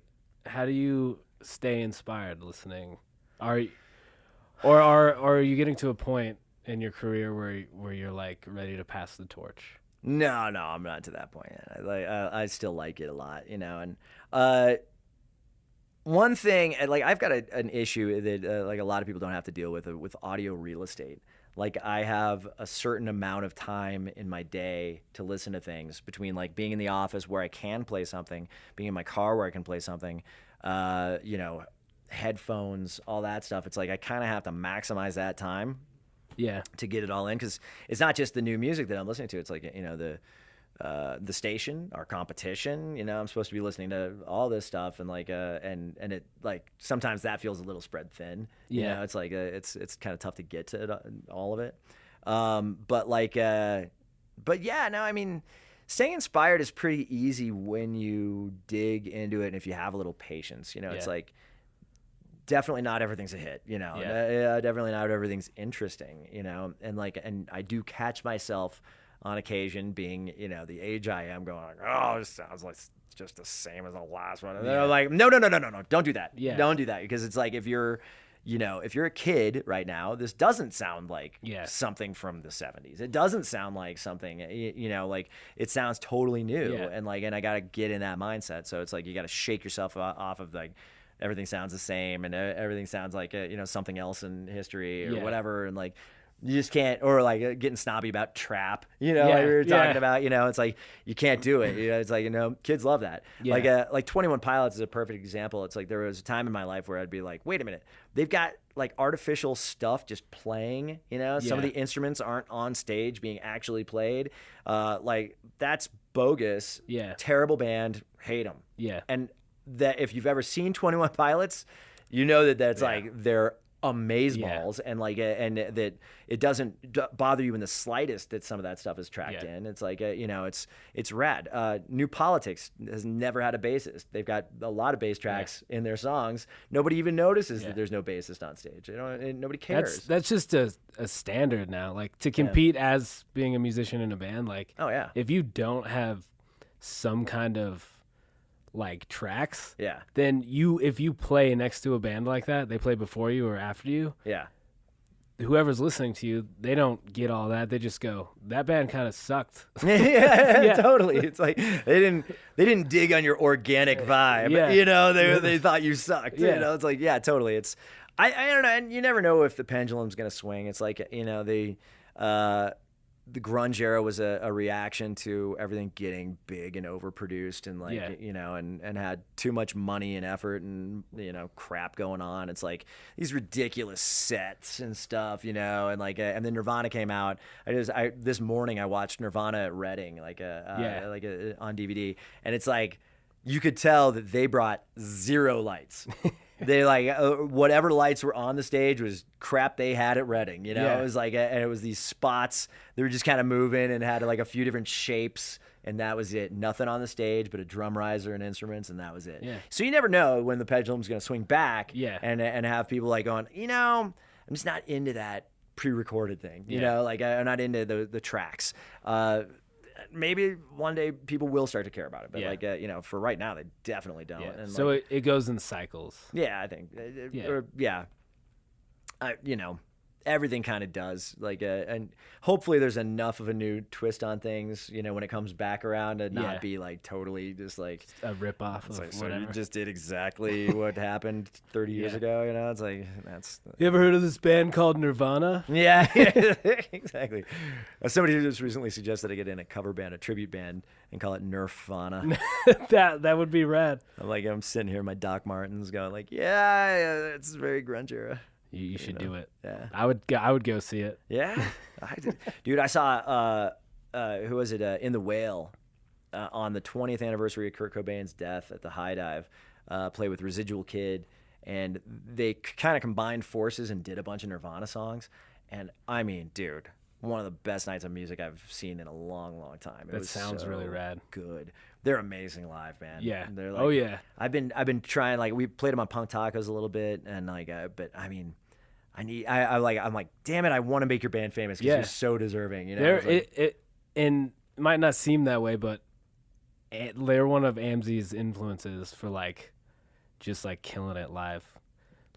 We would go before AMZY was a band. We would go see them. Yeah, and their live show was just amazing. Yeah, if you ever get a chance to see In the Whale, anybody listening to this, go take it. They're fan-damn-tastic. Yeah, and they're cool dudes. Yeah, they love we're not even close to their style, but they're still nice to us. Yeah. Nate's a mortician, man. Yeah. I mean, how interesting is that? Yeah, right. That's so dope. It's ridiculous. I saw that they were recording in his family's old, mortuary up in I don't know where it was. I think it's somewhere close to Fort Collins. Just abandoned, old, spooky, mortuary place. That's just damn perfect. So good. So there's a lot of bands. It's it tends to get a little frustrating sometimes when things don't take off and that I think are really, really good. And Eldrin's another one of those bands that I feel like is just art, man. Yeah. They're so good, and they've had such great music, and for some reason it's just not catching fire. And we put it in front of music nerds, and they're just like, They, for some reason, do not hear what I hear when I hear it. But it's frustrating, but it's you got to kind of listen to the people, It's you can't force it down their throats. Yeah. Well, and it's rad that both those bands, Eldrin and In the Well, they don't chase the radio. There's a lot of bands. They keep in touch, and Eldrin always submits for Hometown, and the song they submitted is dope too. It's it doesn't always work, and But I mean, hopefully eventually will work out. I mean, Nathaniel Rateliff's a good example. Yeah, that was an interesting thing, man. We were I was at a corporate meeting in LA when they played on Fallon, and we were discussing, because we had this program called On the Verge, where we all kind of lock arms and like all like champion a band at the same time, start playing this bit like one band and just like all decide what it should be, who needs this big break, and like then go at it like crazy as a whole company. Yeah. And so we were like trying to decide, and we were kind of like just really uninspired by like all our options at the time. It's like there's like this band and that band. I don't want to say who they were because I don't want to call anybody uninspiring in a podcast, but and like then it happened, this Fallon performance that like blew up on social media and like just went nuts, and it was like such amazingly perfect timing. I'm like there with like all the programmers from Rock and Alternative and for the entire company, and I was like, okay guys, this one, this is gonna be it. And it was our On the Verge artist, and it like boom, went like a rocket, man. It was insane, man. Yeah. I saw them at Pat used to have at their old house off Broadway. Oh, okay. Yeah, later they on. used to have shows in their backyard for UMS, and me, Nick, and I, the bass player in AMZY, we went to the show in his backyard a week before Fallon happened. Wow. And they were playing on this tiny little like porch, and during that song, the power went out. So they just went a cappella, just started clapping. Whoa! Wow. It was like the coolest thing I've ever seen. Oh, that's awesome. And then a week later, they're on Jimmy Fallon. And then after that, a month later, they're just all over the radio, everywhere, blowing up. It was like, it's like one of those stories like, this is what I get to tell my kids that, Yeah. That's awesome. One of those rock and roll stories. Yeah. I sat in there back when they lived over by East High. I was in their basement, and it was after a hometown for the holidays, and like they went down there with just tons of musicians from the scene, and it became this like show and tell session in their basement where they were like, the Epilogues played a song, another great band.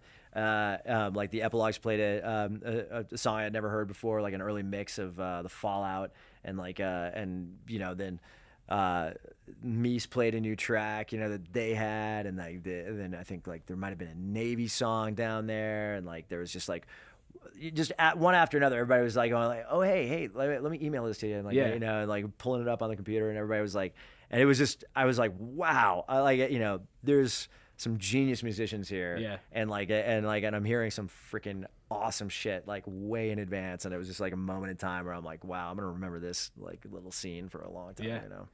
It's crazy how much talent's in Denver. I really think, and this is one of the reasons I moved back to Colorado from LA, is because I thought Denver is gonna be the next scene, and I truly believe in it. And I know lots of people are moving away from Denver to go to other scenes, but I think Denver has something special. Totally. And it's got a support system. I think, when I was in high school, before like the scene kind of took off, there was like right after I left, there was a little bit of a jump with like the samples and Big Head Todd, but like the scene when I was in high school before that was so venomous and everybody, like, you had one band you liked, it's like if you're a Vivid Imagination fan, you think Psychedelic Zombies sucks, and if you like Warlock Pinchers, then every other band in the scene blows, and you'd never go to a show, and like all that stuff. And it was like this kind of like this just self-destructive nature of the scene, like, if you don't support each other, and if your fans will only support you, it's like there's just no traction that can be had, And I think that's one thing that gives us this momentum in this scene, is because, I'll go to an In the Whale show and see you, I'll go to like like you always know people at these shows because it's like everybody supports each other, and that's so key. Yeah. And that's something LA does a terrible job with. It's like, they're nasty out there. Yeah. LA fans kind of suck. It's like, when I was living out there, I was like, how do you even build a fan base out here as a band? I remember like going to see Primus at the Palladium, and I was all jazzed,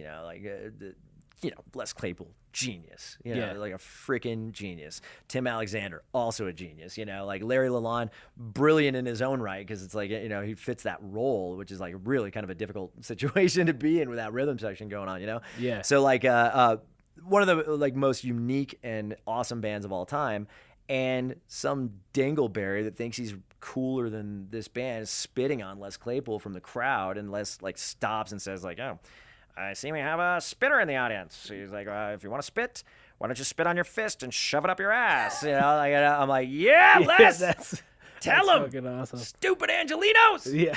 I mean, they'd just be talking to each other and stuff during the show too, just like not paying any attention. It's like, to the why band. did you even come? Yeah, it's like, you asshole. You bought a ticket for this, and then like you're gonna pretend to be cooler than the band. Yeah. You paid $30 to see. It's like, get the fuck over it. You know, it's like, that's just stupid. That's like LA in so many ways. Oh yeah, it's just weird, just so weird. Yeah, I love Denver for that, and like, you know, the fact that like, you know, there's no bigger like Bronco fan in the world than like Nate from the Epilogues. You know, like, you know, he's like this keyboardist, you know, like a avant-garde musician, like a graphic artist, and he's like, the Broncos gonna win it all this year. It's like, I love it, man. It's like everybody's a Renaissance man out here. You know, it's like you gotta love all of it, and like people are diehard when they get into something here. You know, it's like, and like you know, it's just way cooler to play for fans like that, to like, you know, to hang out in this type of scene. It's just better.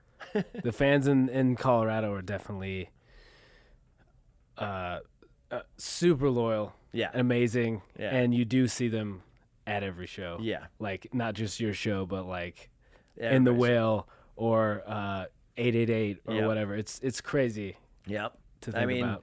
We had like 888 and 3 bands which we announced 2 days prior, you know, and packed that place to, like, you know, at least 3/4 of capacity at the Summer Music Hall. You know, yeah, dude, there was a lot of people this year. A lot of people. Yeah, the year you guys headlined, there was a lot of people too. Yeah, I remember like Epilogues. I think people were still scratching their head about the headliner thing. We changed venue that year too. It was kind of like not quite as big, but like, you know, it's amazing the support that comes out for it. It's rad. I love Colorado. Yeah, exactly. It's too cool. Do you see any? That's why we did 303 Day, man. Yeah. You know, it's like we came up with that that concept. I remember like it had to do with like, you know how 311, the band 311 has like 311 Day and stuff. And I was like, March 3rd is coming up. I remember texting the guys in 303 going like, you guys should call it 303 Day on March 3rd. And then I was like, wait a minute. It's not just about you. It's it's about Colorado. Let's do this. Let's make it a holiday. And so like, you know, then, you know, now we like kind of launched it. It started off kind of just mostly social media, but then like, you know, Illegal Pete's jumped on board, gets covered on all the news networks. And it's like, last year like the biggest one. Oh yeah. It gets bigger every year, man. How many years now? Like 4? No, more than that. I think maybe 8 or 9. Wow. Years. Okay. Yeah. And yeah, it'll probably be 8 years, because 2008 is when 303's record dropped, and I would say probably the following March is when I first mentioned it to them. Okay. So I'm guessing, so in 19 it'll be the 10th anniversary. So yeah. So so this will be the 9th year then, I guess. Time flies. Yeah. Wow. But anyway, I can credit 303 Day for helping us get some spins on Spotify. I was looking at our our stats. Yeah. And it's like March 3rd, 5,000 plays. That's awesome, man. It's just like that, cool. And then boom. Yeah. It's rad. So it's cool that you do that and you play local music. Yeah. And you have everybody wear like their favorite local college, right? Or like college sports team, or Bronco stuff, Rocky stuff, just something that represents, you know, the community and the 303. The flag, you know, like I think I had like 6 different Colorado flags on at the same time between my jacket and like, you know, my socks and everything. Like, you know, I go freaking off the deep end with it, repping it all. But I mean, like it's that good a state, that good of a community. You know, it's like it deserves a holiday. Yeah. And I love the fact that it makes people think about it a little too. Yeah, you know? It's like just, you got to appreciate it if you live in this town, in this state. It's like there is some insane loyalty in Colorado when it comes to music, sports, everything. We're all kind of fanatical that way. Is there ever like when like a band from Colorado, you know, like a label comes in, are they ever like skeptical about like, well, they're big here?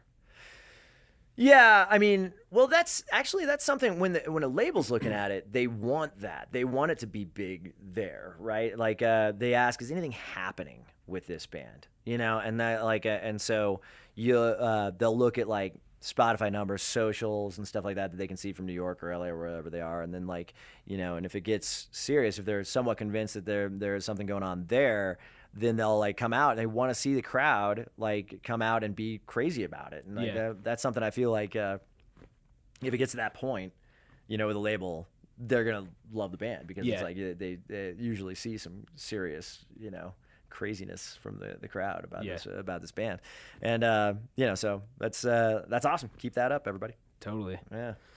Do you see any new trends coming musically, in alt music specifically? Yeah, I mean we were talking about the trap thing, and like I think that's still pretty hot, and like vocals that are twisted or used kind of like more like a keyboard, like 21 Pilots style. Yeah.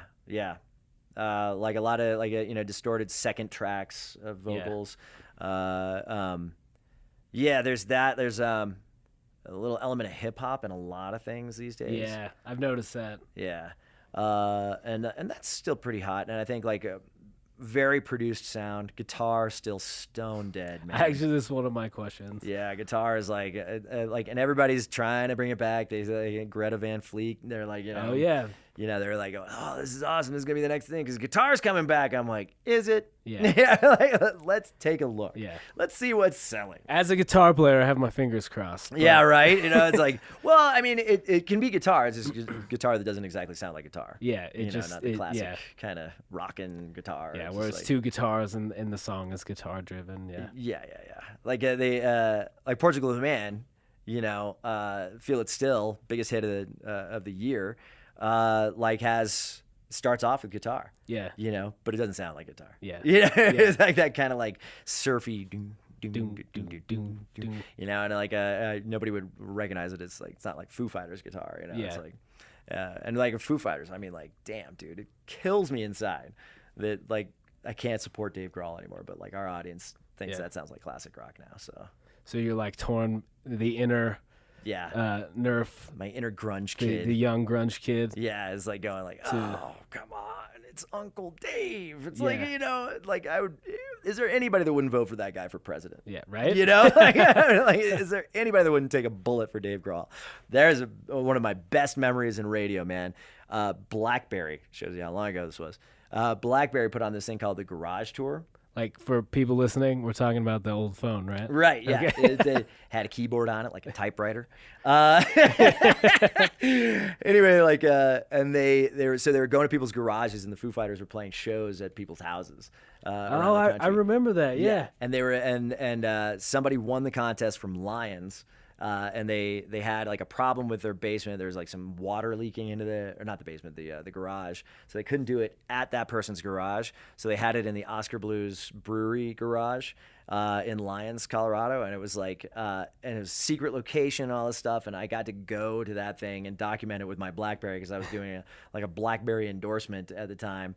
And then when we got there, they were like, all right, all cell phones off. I was like, isn't BlackBerry putting this on? I think it'll be a little pissed. Aren't I supposed to be doing something with it?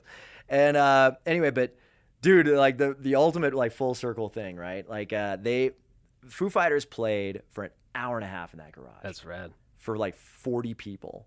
And it was like insanely good, man. And like the banter and stuff too, talking to the crowd. I had one of our salespeople was on the ground in front of an amp with her ear in the amp. She's like, oh yeah, like Dave's like, that's rad, just like, and then they're coming to the end of the set, and they're like, all right, we're gonna play one more song, and then we're all gonna go get a beer, and the crowd had just like nothing wrong with that. It was just like, because they had been so friggin' rocked, just like, and they're just so everybody was like, yeah, just like it was just like, that was amazing. So play your song, let's get a beer. It's like post-orgasmic chill almost. Like they're like, then we go out into the bar at the Oscar Blues Brewery, and I got to do a shot with Dave Grohl and tell him about watching Saturday Night Live and watching him crush those drums with Nirvana, and like, you know, and how that's why I got into music, and that's why I do what I do today,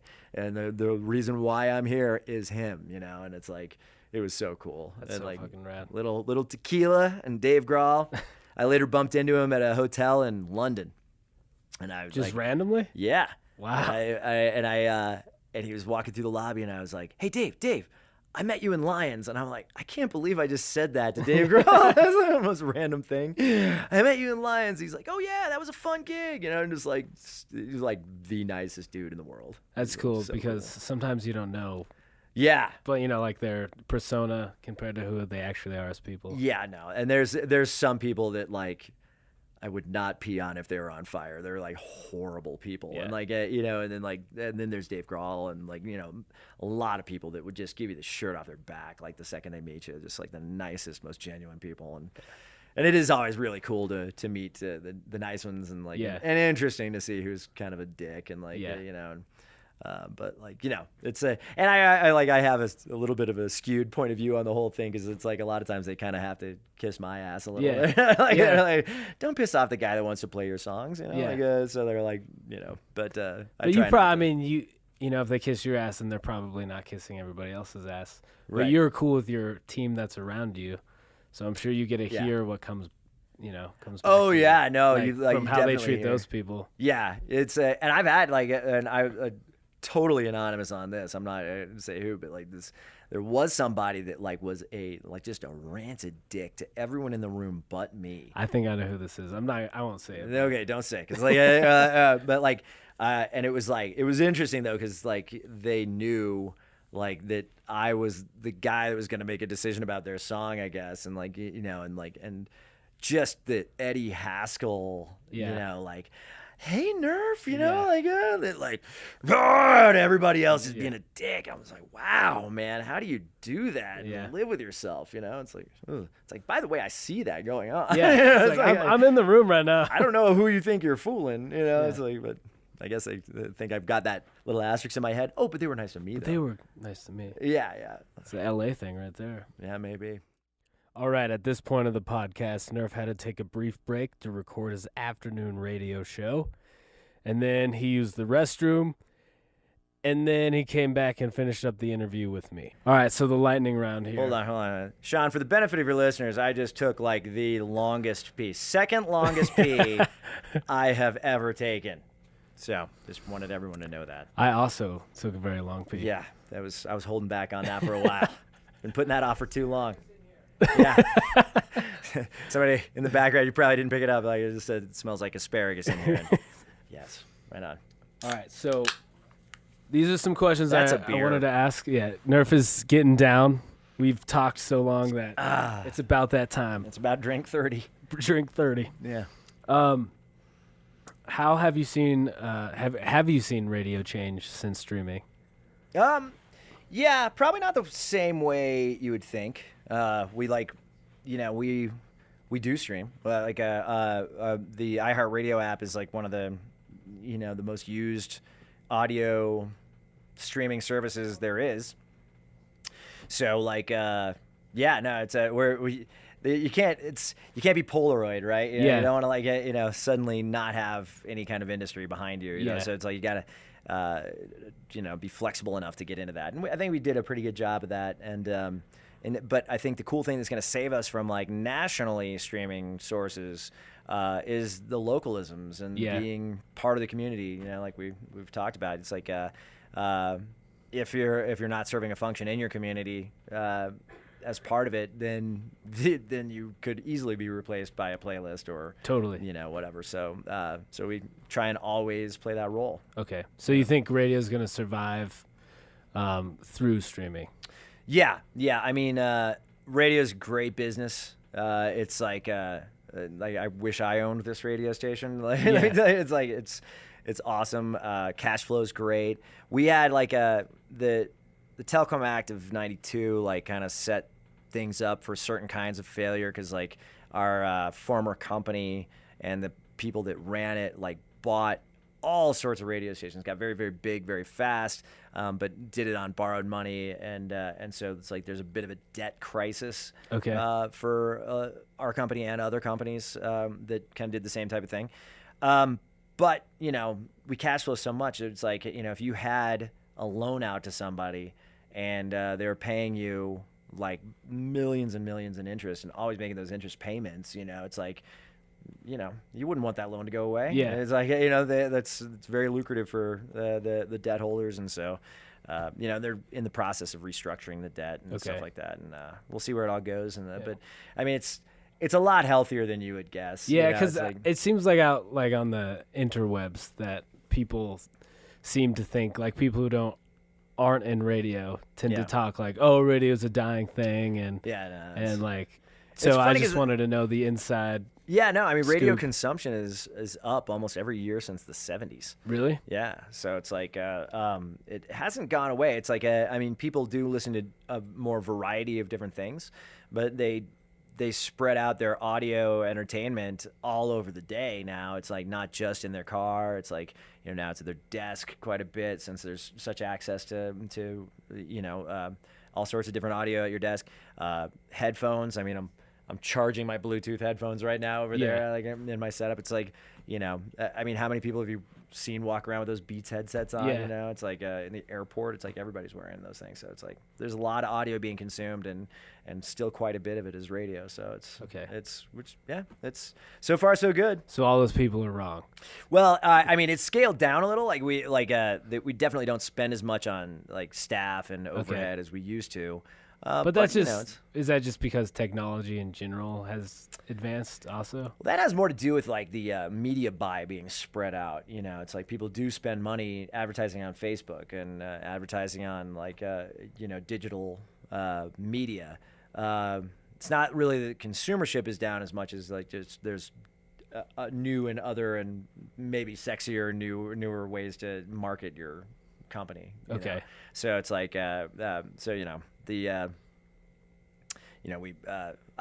funny because TCL, like our trajectory has been totally converse to the, any downswing in like the amount of money radio has been made, like because we've been steadily improving while radio like it has taken any kind of downturn that it's taken as far as how much money it makes. So it's like, we had our biggest year ever this year. So it's like, it's kind of tough to say like, not much decline going on here. Yeah. So. I mean, you just said it, but like, being a part of the community, makes people want to tune in. Yeah, totally. And then, so in turn, it helps everybody out. Yeah, absolutely. All right, so I have some band questions. All right.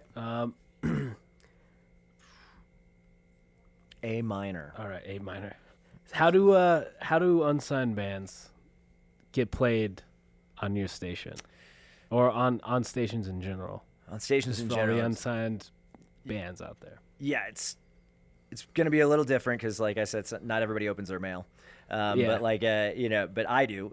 So like if you send it to me, I will definitely listen to it. I try to get back to everybody and say like what I thought about the track. And a lot of times it's like some bands aren't really looking for notes. Some bands are. Yeah. So it's like sometimes I'm like I just get back and say like great track. I don't think there's anything I can do with it, or thanks for sending this, I'm going to pass right now. These are the short ones. If they want some notes, and I might say what's right or wrong about it, and what I liked and didn't like. But yeah, I mean, send it out there. Yeah. Also take a listen to other things. I think a lot of bands, and maybe we add to this effect because we do listen to everything and and play a lot of unsigned artists.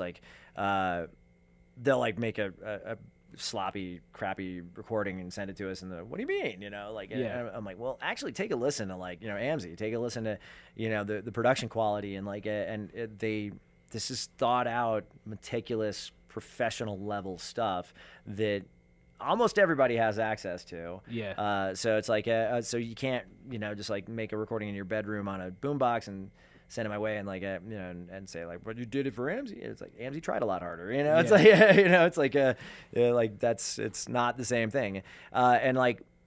if you got to also listen to what's out there and what's working. It's like and most radio stations avidly test their music with their audience. And so it's like, we don't do it just on a whim. It's like, 21 Pilots, if you don't like 21 Pilots, we're not just playing them to torture you. There's a lot of people that do, and it's like, so, it's like if you sound like a combination of blues rock, southern rock, and country, listen to what's playing on the station you're trying to get played on, and is it anything like that? Yeah. Like, maybe there's a different home for you. Maybe there's like, maybe you need to rethink your band concept a little if it's something that's just kind of not timely, know? That's to do a good job of listening to what's working, and then, but I mean, at the same time, it's like, don't just do something because it's hot. Like, if that's not what speaks to you, then it's your art.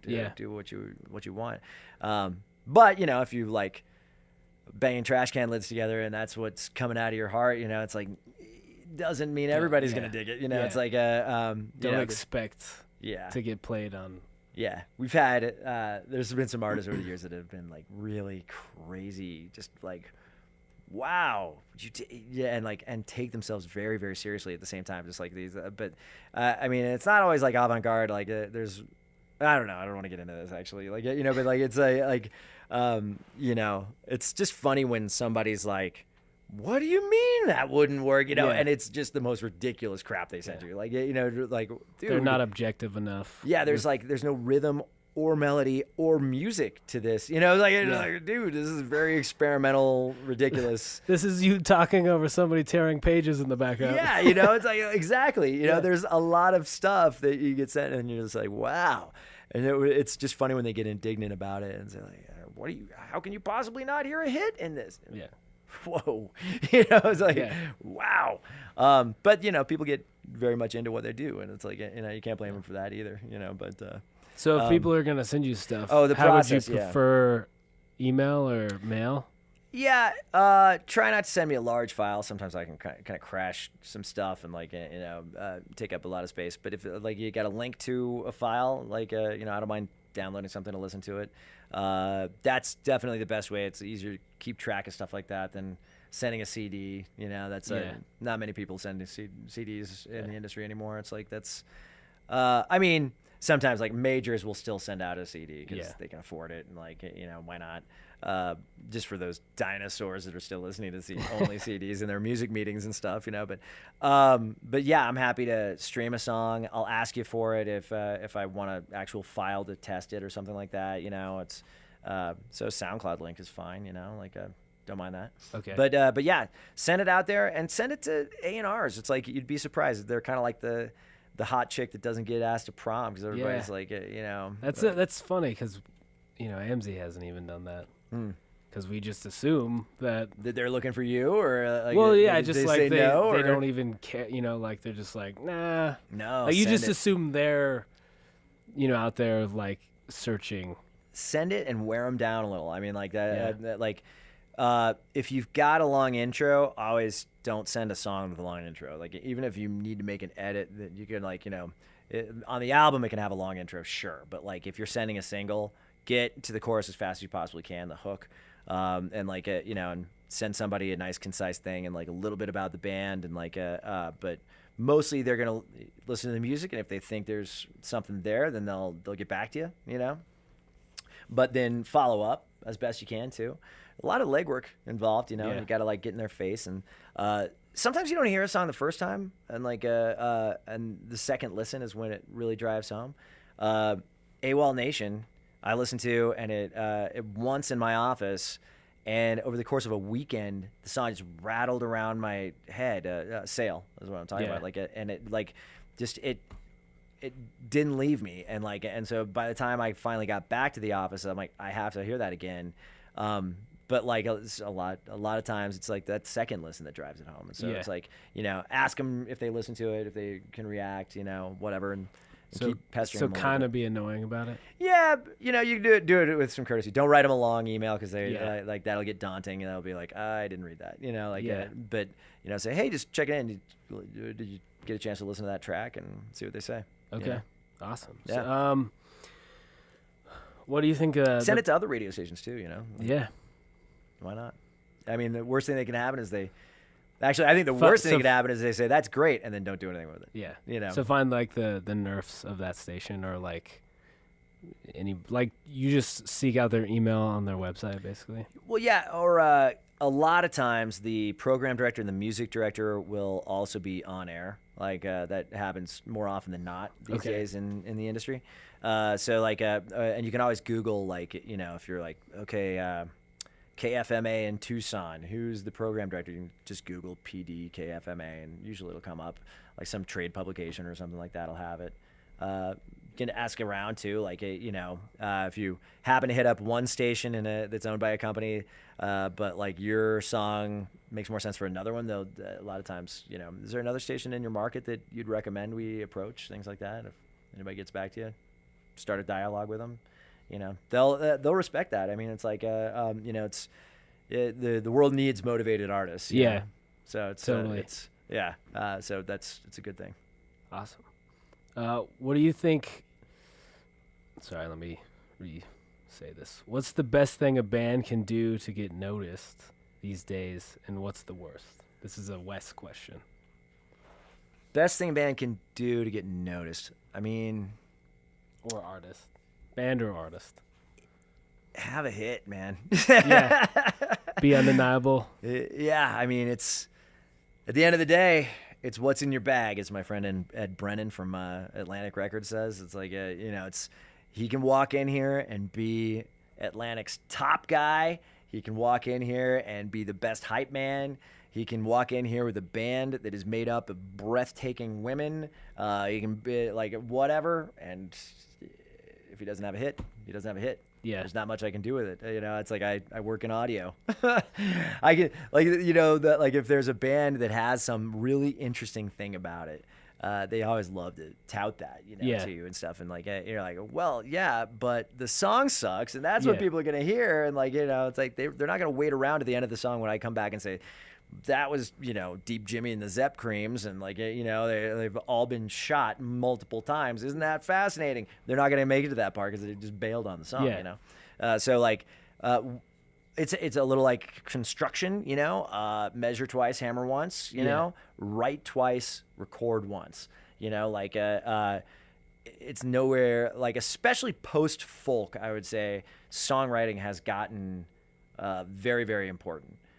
One thing that the folk wave did for music is it made people focus on the writing. It's like, because there's not much interesting in folk music. It's like just kind of acoustic guitar, maybe a banjo, and not reinventing the wheel there. It's not Rush. It's not like it's not these spectacular arrangements or anything. But it's incredible songwriting that made those songs hits. Yeah, and it really comes through when they're that naked and exposed. And like so.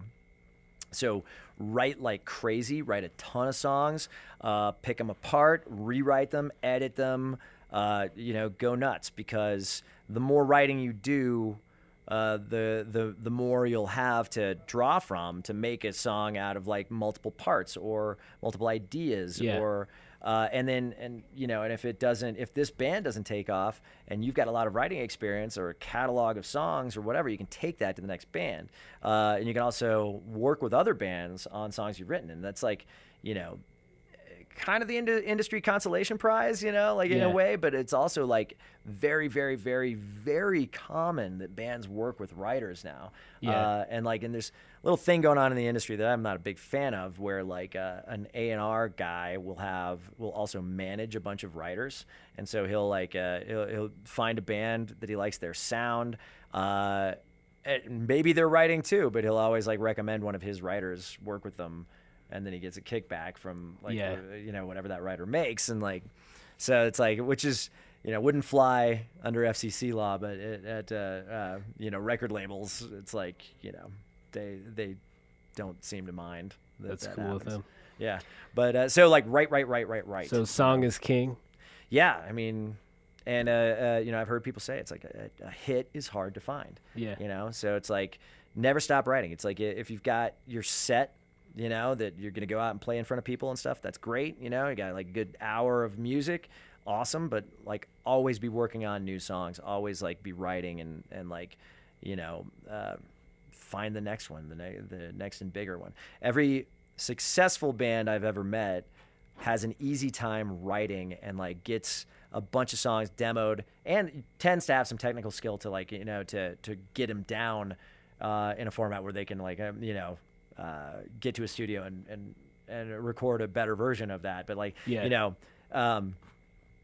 the successful bands are good writers and constant writers and like have a lot of songs that they may or may not use. Yeah. Not a band where like every song they've ever written is in their set. You know? Because it just, you know, that's the tendency is like good writers end up with long careers. I've heard do you know Chris Stapleton? Mm-hmm. So he used to be like not personally, but you guys don't hang out? No. I heard a podcast with him, and he was a writer in Nashville, and he said he would write for every 10 songs he wrote, one song would be good. Yeah. And that's basically, you know, like he spent years doing that, and that's how he made his first album and just blew up. Because he didn't really care about.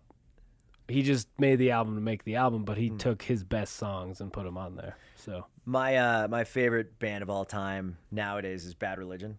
Yeah, and like there's another bucket list moment for me. I sat at Brett Gerwitz's desk. He's one of the founding members of Bad Religion, the guitarist, and he also started Epitaph Records. And so I was at Epitaph for a meeting with him, and like his receptionist kind of says like, Brett. I think they call him Mr. Brett, actually. Mr. Brett, like new songs came in from Greg, and I'm like, you know, I'm a hardcore fan. So I'm like, Greg Graffin just sent you some new songs. I'm like, oh my God. You know, it's like, I'm just salivating. I'm like, oh my God, what I'd give to hear those songs. And he's like, come here. And he's like, and we just went up to his desk, and he played demoed out songs from Greg Graffin, sending him to Brett Gerwitz in Bad Religion, just like, and he sent 5 MP3s. And he went through and listened to maybe 30 seconds of each one and dismissed 4 out of the 5 and said like 4 no's, 1 maybe. And that was and that's Bad Religion, who's 15, 16 albums deep. Yeah. At the time, like a 35-year-old band. They've been doing this for a long ass time. And that's Professor Greg Graffin sending the founder of Epitaph Records these 5 songs and dismissed him like it was nothing, man. So it's like that's the kind of like thick skin you have and you have to have, and the kind of like production of these songs. It's like if you get a song that's got a future, you can tweak it, you can fuck with it until it's like it's right, but you know, the core has to be there. Yeah. It's like, and so it's like, rattle off as many songs as you can. Have binders full of them. You know, just like go to town on the writing. Okay. So key. Awesome. Yeah. On that note, what do you think? What's your opinion of a great song or a hit song? Oh, that's two different with things. your golden ears. Man, you know, like most of the time I take a step back and say, is this cool? Like, do you like this? Does this have an appeal? You know, does it get in my face? Does it does it make me go like, ooh, you know, like there, and that's really hard to put your finger on. I mean, like you know, there's definitely some mechanics and stuff to it. You know, there's a science to making a hit song. It's like if your song doesn't have a chorus, it's going to be very difficult for people to remember it. One of the key attributes you look for is like by the end of the first time you listen to a song, can you kind of sing along to it? Yeah. You know, if not, then it's like nothing imprinted in your brain, right? I like songs with very odd tempos. Like I like songs that are either very, very slow or very, very fast, and that blows my hair back. But it's probably because I listen to so much music, I get a little bored with something standard. Yeah, you know. And like I don't know how it is with most programmers or people that work in music a lot, but like you know, I have terrible taste. I mean, it's like things that like do blow my mind are like unlistenable to most people. It's so like good versus hit are two kind of different things. I got to put on my hit ears to listen to that. It's like, but like, so the catchiness definitely is a huge, huge thing. Does it fit? Like, Foo Fighters, like we said, doesn't really fit our station that much anymore, other than the classics that are super familiar. Whereas like Five Finger Death Punch, we could not get away with it, but some alternative rock stations could. Okay. So the fit has a lot to do with it. Like what else makes a hit? I mean, it's got to be somewhat timely. Like it's got to sound like stuff that's happening today. But I mean, like, you can get a song. I mean, like, in theory, there could be a polka that is just badass, and like, and people get into it. If it's that song, if it's that polka. Was Mumford & Sons like that polka? Totally was that polka for me. I was dead last on Mumford & Sons. Really? You look up the word wrong in the dictionary, and there's like a picture of me like holding Sigh No More with my thumb down, going like. I mean, like, I think when I finally gave up and added it, it was number 1 on the charts. That was like, I'm like, no, and I'm like, okay, I suck, and so I put it in, and I like, instead of putting Sigh No More in the album thing in our our programming software, I put like Hell to My Ears or something like that. I couldn't stand it, and now I don't mind it. It's like it's not exactly my cup of tea, but it's like. You don't have to be right about everything. And in fact, I think one of the best things about one of the best characteristics you can have as a program director is being able to say you're wrong. Yeah. And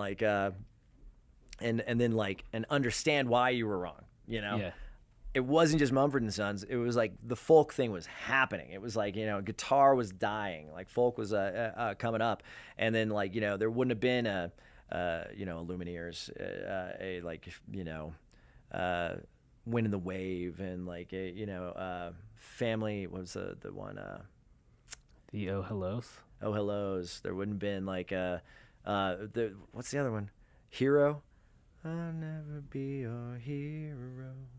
He was in that movie about the kid growing up that followed him his whole life. That Ray. Family of the Year. Ray LaMontagne. No, Family of the Year. Family of the Year. Yes, Hero by Family of the Year. There wouldn't have been that. There were like that explosion was like very big, and like and I took my lesson of like, okay, I totally missed a hit with Mumford & Sons. Added the next Mumford & Sons like right out of the gate. It's like, yep, it's in, go for it. The Cave, I'm in. I don't like it, but whatever. People do. Maybe I don't get it, but they do. And like, so you got to learn your lessons and then lean into it, and like, for what the audience wants. And so, that's definitely key. And so what was the original question again? Like, that was right. Yeah. Pretty much it. Okay. Yeah. What is what to you makes a hit song or a great song? Right. Yeah. So. Yeah. No, it's in my playlist though, man. Like the stuff I listen to is like. So you answered it. I mean, you said you have your hit ears you put on. Yeah. Totally. Yeah. Mm-hmm. So you can be objective with like. Yeah. What you like, your taste compared to like what your listeners might like. Yeah. You mentioned the Oh Hellos. That was an interesting year. I think, what was that, 2012, 2014 maybe? Do you remember Dave Herrera? He used to write for Westward. I do not. Okay. He, a great local music supporter, like awesome guy, smart dude. We were on the phone together and we were just kind of like playing a little game of like my song's better than your song, playing each other's stuff like through Spotify or whatever, and he said like, man, somebody played this song for me, and I was like, why isn't that on the radio? And he's like, look up the Oh Hellos, and I did, and I was like, 10 seconds into the song, I'm like, well, it is now. I'm like, it's like 2:30. I'm like, I'm got my shift at 3, and I'm putting this on the air. It's like, so I wrote the band an email through their Bandcamp account and said like, hey, my name is Nerf. I'm the radio station in Denver. Get back to me if you don't want me to play this song on the air, because I'm gonna play it. It's a beautiful song, and I'm gonna put it on there, and so I did.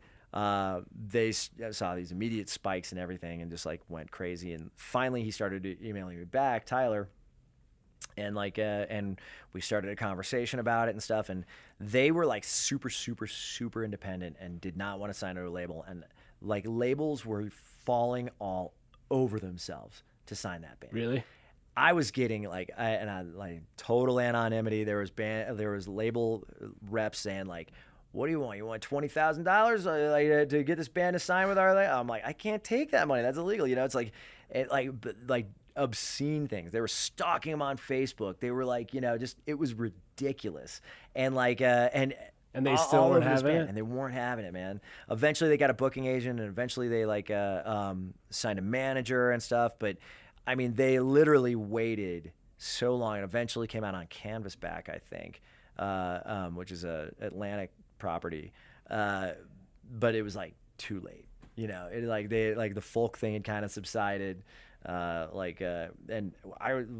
and KBCO were the only two stations to have ever played the song. But I mean, they were selling 1,200 MP3s a week. Wow. In Denver.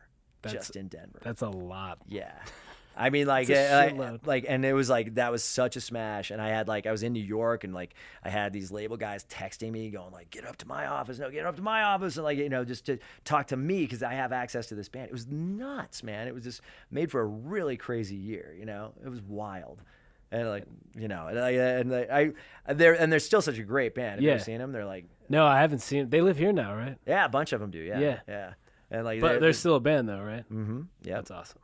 And you said they're on a label now? I don't know if they still are, because it didn't go anywhere. It kind of fizzled when it finally got there. Because, timing, it's like if they had done it when these label guys were going crazy over them, they would have put a lot of money into it, and they would have that band would have exploded. Yeah. But they didn't want to play the game, and maybe they have no regrets about that, because they weren't really doing it for the money, and they're really interesting kids, that's for sure. That's cool that they stuck to their guns, because it's thing.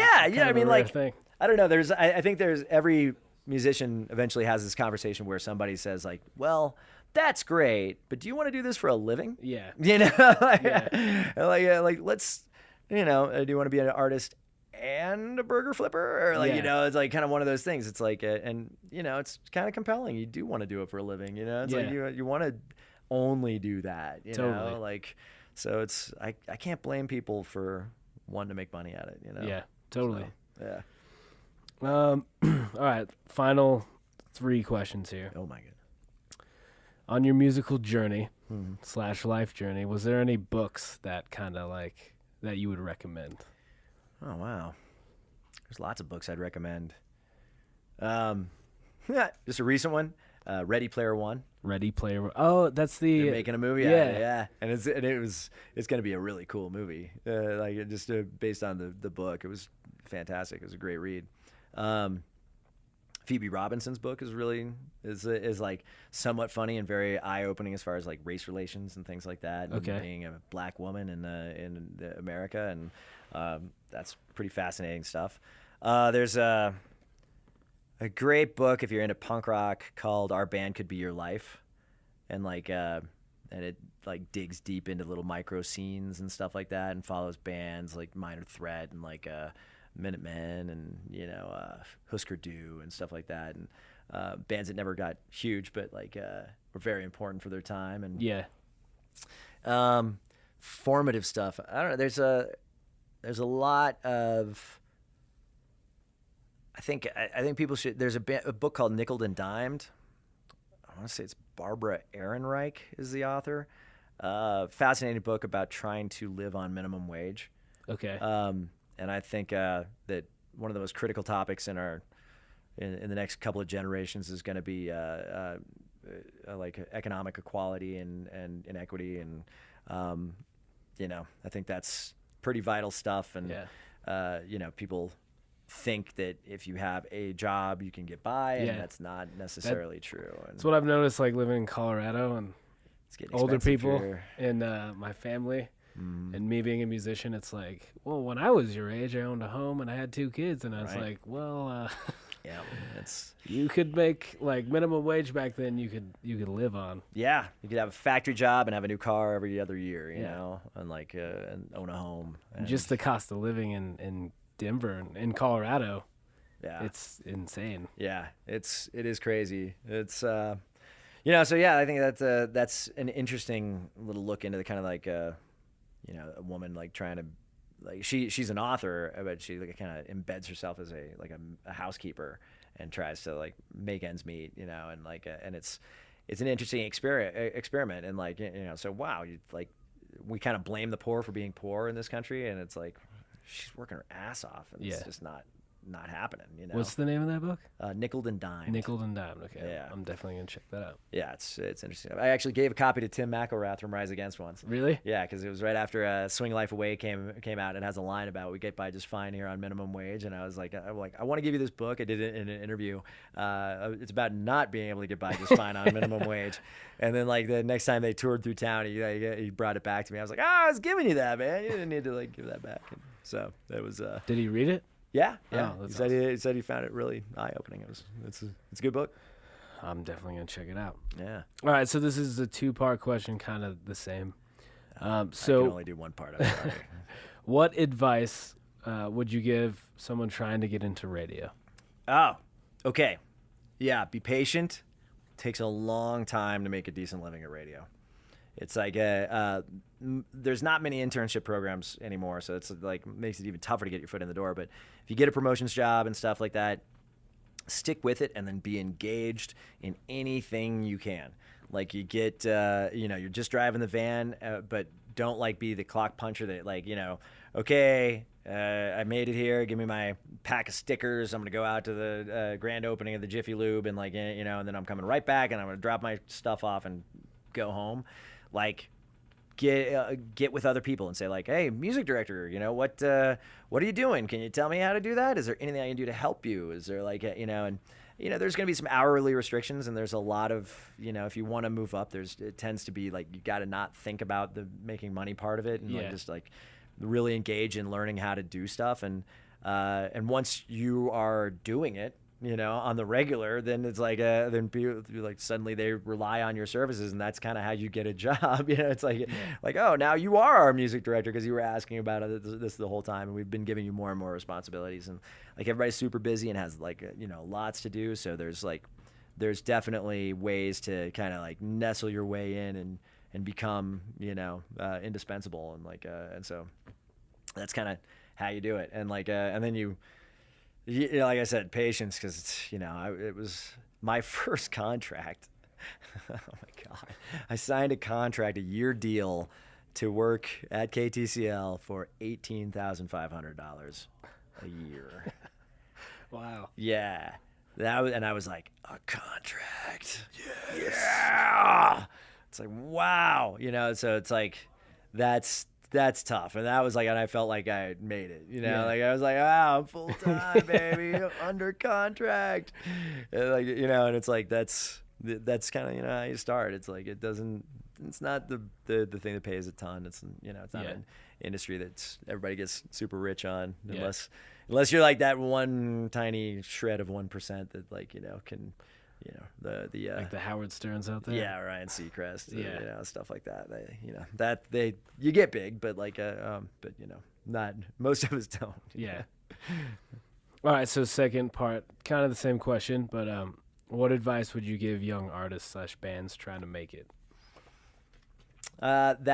That thing I said about writing, take that to heart. You know, it's like most bands I was in, we didn't spend much time on it. And have you heard of any of the bands I was in? Of course not. You know, it's like you know, just writing is very, very key, and like, and have fun with it. I mean, like, you know, if it becomes all work and no fun, then it's like, why would you do it? You know, it's like, don't be afraid of failure. You know, like if or take criticism too hard. You know, it's like you got to have a thick skin, and like you're going to have people that don't know shit about your art telling you that you suck. Yeah. And like, and it's like you got to let it go and like try and actually learn from it. Like, even if it doesn't make any damn sense, you know. I had one band that I was trying to help get signed, and that like the A&R at the time wrote in this like kind of rambling email about a song that they did, and at first glance I was like, yeah, this guy's off his rocker, man. I don't know what he's talking about here. He's losing his own point, and then I dug in and I was like, wait, no, there are nuggets of truth in this, and it's like things this band should take to heart. And it was like, and I kind of like I played the role of intermediary there, where I was like, okay, see where he says that this song isn't constructed like a hit. It's because it's meandering, and it's like, and he's looking for something with a little more structure to it, and kind of like translated it into something they could hear. And it's like, maybe that's what managers are for. Maybe that's a role that they can play, and work your way through that stuff. But try and dig through bad criticism and find what you can actually use. Yeah.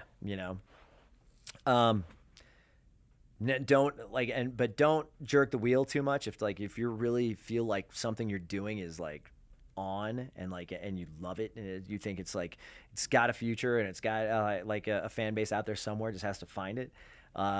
Don't take the first bad criticism and just say like, okay, scuttle this, blow it up, put it in front of a few people, and maybe that person doesn't get it, but maybe somebody will, and we'll run with it, So yeah, there's those two pieces. Try and deroach your practice facilities as best you can. It's the worst places on earth, man. Our practice spaces. They are. It's disgusting. I went in one time and there was a mouse stapled, like a dead mouse stapled to the wall. That is not in a shred. Not the slightest bit, Sean, is that surprising. This lady. Well, on that note. Yeah. Thanks for doing this with me, man. I really appreciate it. Dude, banding with AMZY. I love it, man. Thanks for being here. Is there anywhere people can check you out on the social medias? On the social medias, my favorite is Twitter. So I'm at DJ Nerf on Twitter. Awesome. I tweet also Punk Tacos. I got a Punk Tacos account. Tacos. If you see Punk Tacos and DJ Nerf going back and forth, that is literally me talking to myself, and don't be fooled, which I will do.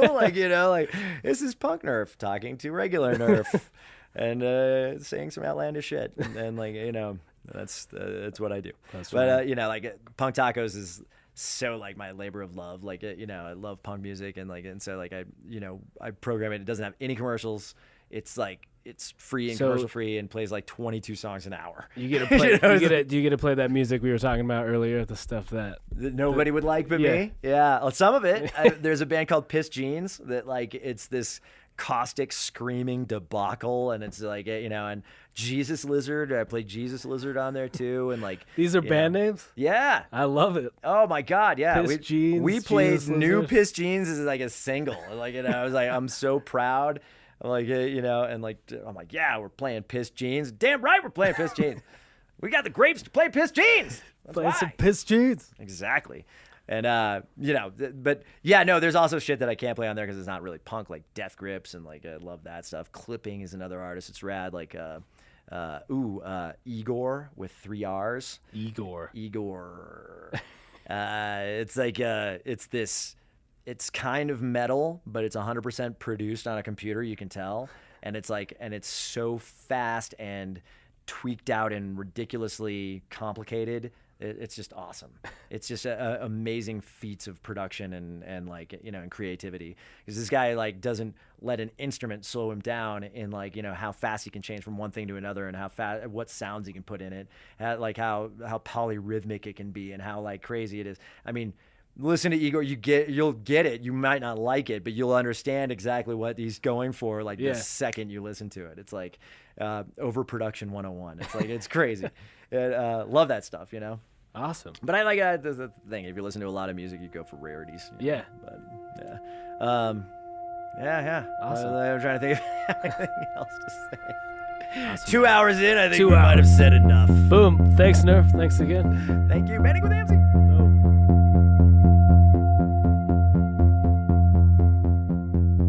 Awesome, there it is. I would like to thank our guest Nerf for coming on and sharing his story. If you like what you heard, please like and subscribe, leave us a comment, And to stay up to date with all of AMZY's info, please follow us at amzymusic.com. We're on Instagram, Twitter, and Facebook. And I'll see you all real soon. Take it easy.